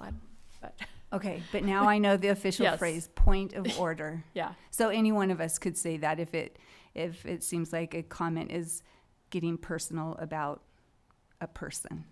Anytime you feel like any Anything part of a meeting is outside of our policies, you can say. So can I ask a question? Are we individuals? Because there's times that we are attacked on a personal level, not a issue level, Yep. and it goes way beyond what should be acceptable but by anyone in the public, and yet we usually just sit there and take it, and I don't know that we should always. We could do a better job of protecting each other. So we could probably say point of order. Yes, you could. So if you feel attacked, let's say I felt attacked, I could say point of order. It sounds like what you're saying is Policy. our policy prohibits- does not, our policy does not allow for, If you're going to do that, you also need to cut people off from praising you. Yeah. Or other individuals. And I think that's the challenge is you like people to come in and say, so-and-so is great or so-and-so is awesome, including whoever. But if you really are consistent and you just don't allow it in any capacity, then you can call the points of order. But you have to if you're going to start doing that, you have to treat it equally. thank you. And I don't mind being criticized. It's when it gets to a personal nature that sometimes you cross the line. It's just so hard to figure out where that line is. Well, and the thing is, if in our policy it says we don't take any comment about, during public comments, it's in number 8. The board will not take public comment on personnel issues or statements regarding the character, professional competence, and the physical or mental health of an individual. So it could be positive about any of those things. It could be Yeah. negative about any of those things. It could be neutral about any of those things. But our policy is that we don't take that. So, and that is really hard because there have been people who've come and said great things about their teacher or their principal or counselor, and so is that something we want to cut off? I do like know to that hear it, I but- do know that some boards over regulate comments and they get in trouble. Like I really like our approach where we've kind of said, here's our guidelines, here's our procedures. We maybe sometimes allow it to go outside of it, but we've always cherished we'll listen. And I don't want to be a board that ever over-regulates this responsibility. And I think we've done a phenomenal job, especially through some really, really tough years. Let me ask another question. We've added comments must be age appropriate to our agenda, but it's not in our policy. Good point. Should we be adding it to our policy? Well, we could just say, we ask that patrons refrain from using profanity, or, And you'd have to list everything. oh, Is that because age appropriate seems, is that a requirement or is it a reminder? If someone was reading something that we didn't find age appropriate, would they be stopped? It's on there now as a reminder that it's being live streamed. Our meetings are being live streamed into homes. So, but you're right, it's a reminder, not a policy requirement. So maybe we don't put it in policy. yeah, because I think then it would need to be defined. Because even now, age appropriate, You could say appropriate for all ages. appropriate for all ages. Thank you, because I was thinking, well, I'm most of the people here are, If you say appropriate for all ages, then I think Yeah. that communicates what you're talking about. Seems like it should be there. But do we want it in policy? If it's not in policy, then it's not an expectation. And It's on our agenda and we read it. Do we say comments should be appropriate for all ages? Or must be? I would use the phrasing that's right in the agenda. Which is what? But comments must be appropriate for all ages. And I like the idea of it being in policy just as a backup. It's a reiteration. It's a confirmation of what's on the agenda. Okay.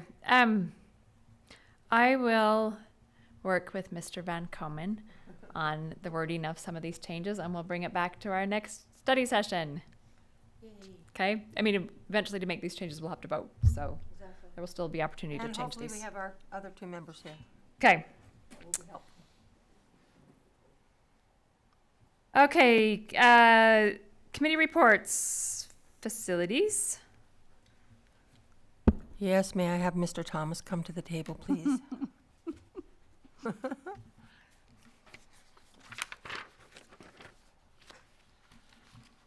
Just in case they have questions. I was just going to bring up the Bastion Agricultural Center. And Jason Skidmore met with us at our last meeting this last week. And again, went over the options of how we want to be involved with the Bastion Agricultural Center. And as we discussed it and looked at all of the options, the committee eventually recommends that we look at the lease option, contingent on lease rates and contract details. Mr. Larson was involved in that recommendation, as was Mr. Thomas and his staff. Do you have anything to add, Mr. Thomas, on No, that? Ms. Richards, I think that's accurate. I mean, Jason did a good job kind of outlining the expectations from the Bastion Agricultural Center in terms of what programs he could offer. So offerings, number of students involved, and because of the parameters of his programs and what could be offered, felt like with the limited number of students and programs, a lease option would probably be the best option to move forward and looking at. Anything, Mr. Larson? I guess, Ms. Richards, so what I think the direction given to Jason was to go back and start working with Mr. Anderson to find out what a lease rate would be. What would be, what are they thinking in terms of lease rates, and then report back to the committee. Is that Right. correct? He's going to hopefully come back to our December meeting and report those details to us. Mhm. So we'll have a little more clear information on how to proceed. Any questions? We have some closed session items as well, so we'll have Mr. Thomas come back Great. in. Thank you. Okay, thank you. We've heard from finance already. Government relations. Government Relations has been working on the legislative breakfast coming up. Just a reminder, December 6th, 7:30. And that, what's that? Oh, yes, sorry, it's early. That will be held at Hidden Valley Middle School. So, save the date, and that's it from us. Okay. Joint relations, probably doesn't have anything this time of year. GIAC, We are not having a meeting in November. So I have nothing. great. JPAC, No, we just had that last meeting with Portrait of Graduate, so we need to kind of find a new save the date for January, February, so we'll come up with something by next time maybe. If you have certain dates. I thought it was great having their input on Yeah. Portrait of a Graduate. That was great. Okay, LEAC. Mr. Dunford's not here, but also they just met and gave input on Portrait of a Graduate, which was great to have their involvement also. Let's see, JLC. Couple things on JLC. They'll start meeting in January. Their first meeting, I think, is January 4th. It's right before the conference starts. And then there's another one I think the 12th. So there's a couple of them before the session starts. And then once the session starts, JLC is adding a meeting this year. So JLC is on Friday where we meet and vote on bills. And we're adding a Thursday evening meeting to kind of go into some of the bills in a little more detail. And it'll be virtual and any board member can jump on and Every Thursday? hear about bills every Thursday, yeah. Just because in that Friday JLC, we make a lot of really quick votes and decisions, and we're moving through a lot of bills, and so it's just an opportunity. The Thursday night one will be an opportunity virtually. Any board member in the state can get on and Will you remind us of hear some more. Yeah, we get closer? yeah, and I think emails will come out from USBA also about that. So I think it's good. I think it'll be a good way to find out more.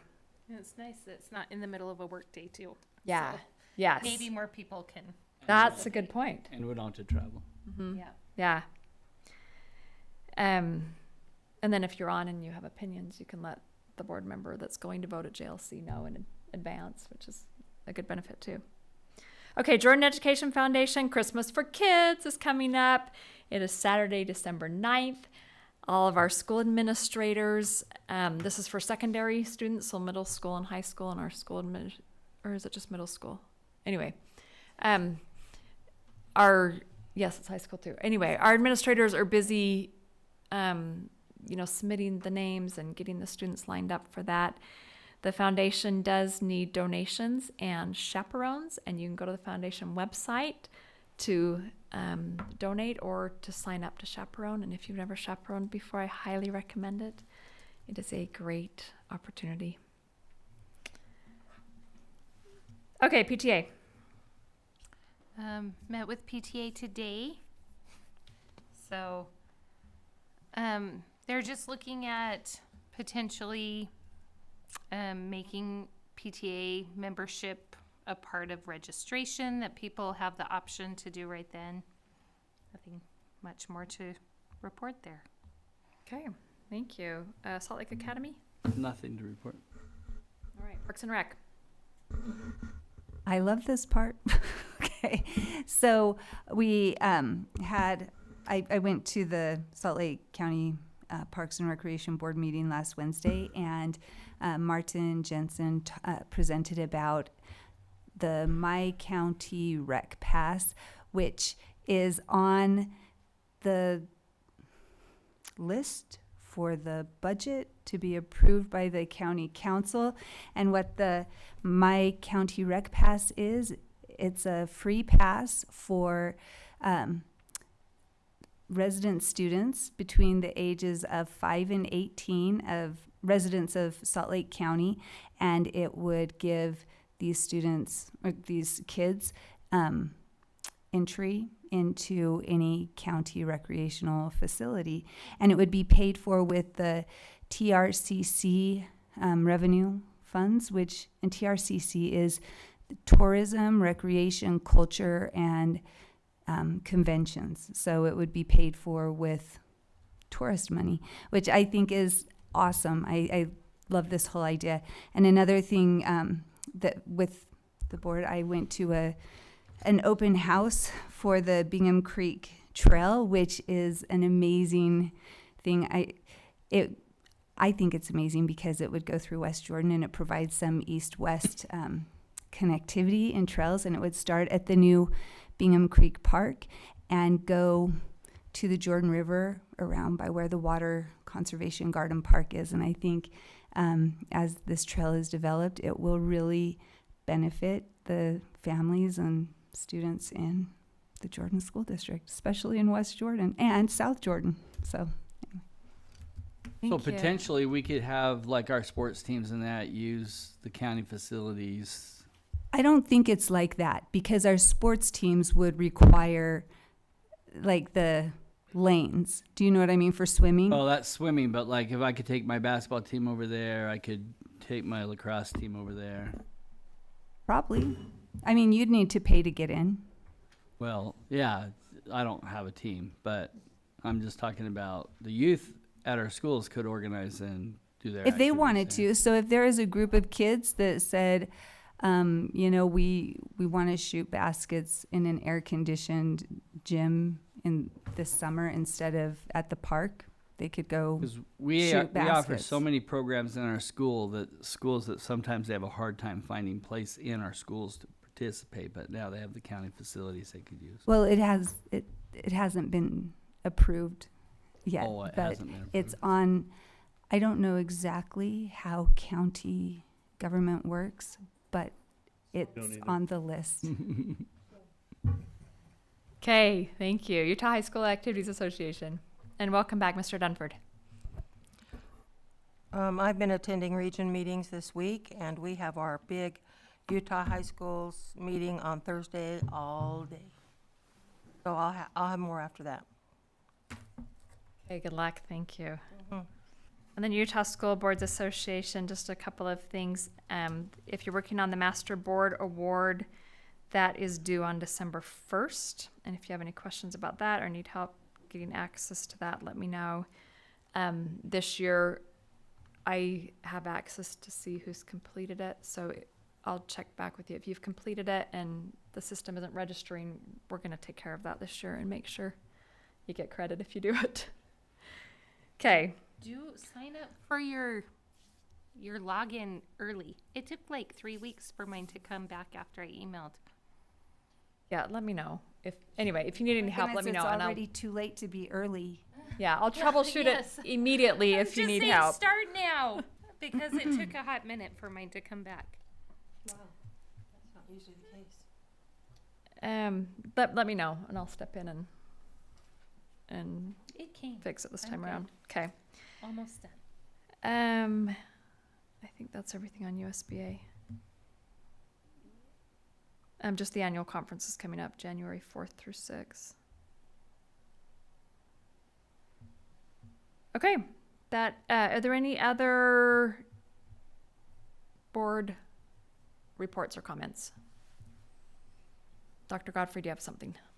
Yes, just that we have debriefed the serious incident at Copper Hills with West Jordan City, and we did that internally as well. We'll also be doing that with the school, and Mr. Alvarez will be at the next meeting to give an update on the security protocols that we've recently implemented, and just so that you as a board can get to know him as well.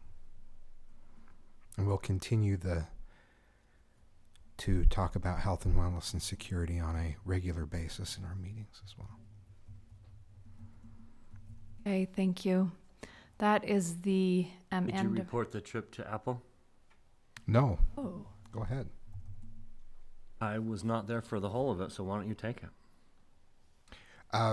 We had a trip to Cupertino and received information from Apple and had some good discussions about where we are. And it's interesting, Jordan District actually had a visit to Cupertino many years ago. And so it was a really good discussion about technology in the district. Right. We got a letter today from the regional manager of Apple Education, and he was telling his supervisor, in a conversation with my senior leader, I was sharing your briefing was one of the best I've participated in over the past 12 years. Mainly due to your engagement, level of focus on academic outcomes, and intellectual curiosity. Great group, great discussion, and I was very glad you were able to be there with us. Had a moment and I swung for the fence. I have a solution to our society's problems, and I pitched it to Apple. We'll see what happens. awesome. I'm glad you had the opportunity to go, both of you and others from our district. Thank you. Great trip. Yeah. Good. Okay, that is the end of our agenda items. I would like to recognize our former board member, that Jen Atwood is here with us, and also our JEA president, Janet Sanders, are here with us. Thank you both for being here. And I will take a motion to go into closed session. I'll make the motion to go into closed session for property, negotiations, potential litigation, security, character, and competence of individuals. I'll second it. A motion by Ms. Richards, second by Mr. Robinson. Sorry. To go into closed session, roll call vote. Mr. Robinson. Yes. Ms. George. Yes. Ms. Richards. Yes. Ms. Dean. Yes. Mr. Dunford. Yes. And I'm a yes, so that passes unanimously, and we'll go into closed session. I hope everybody has a happy Thanksgiving.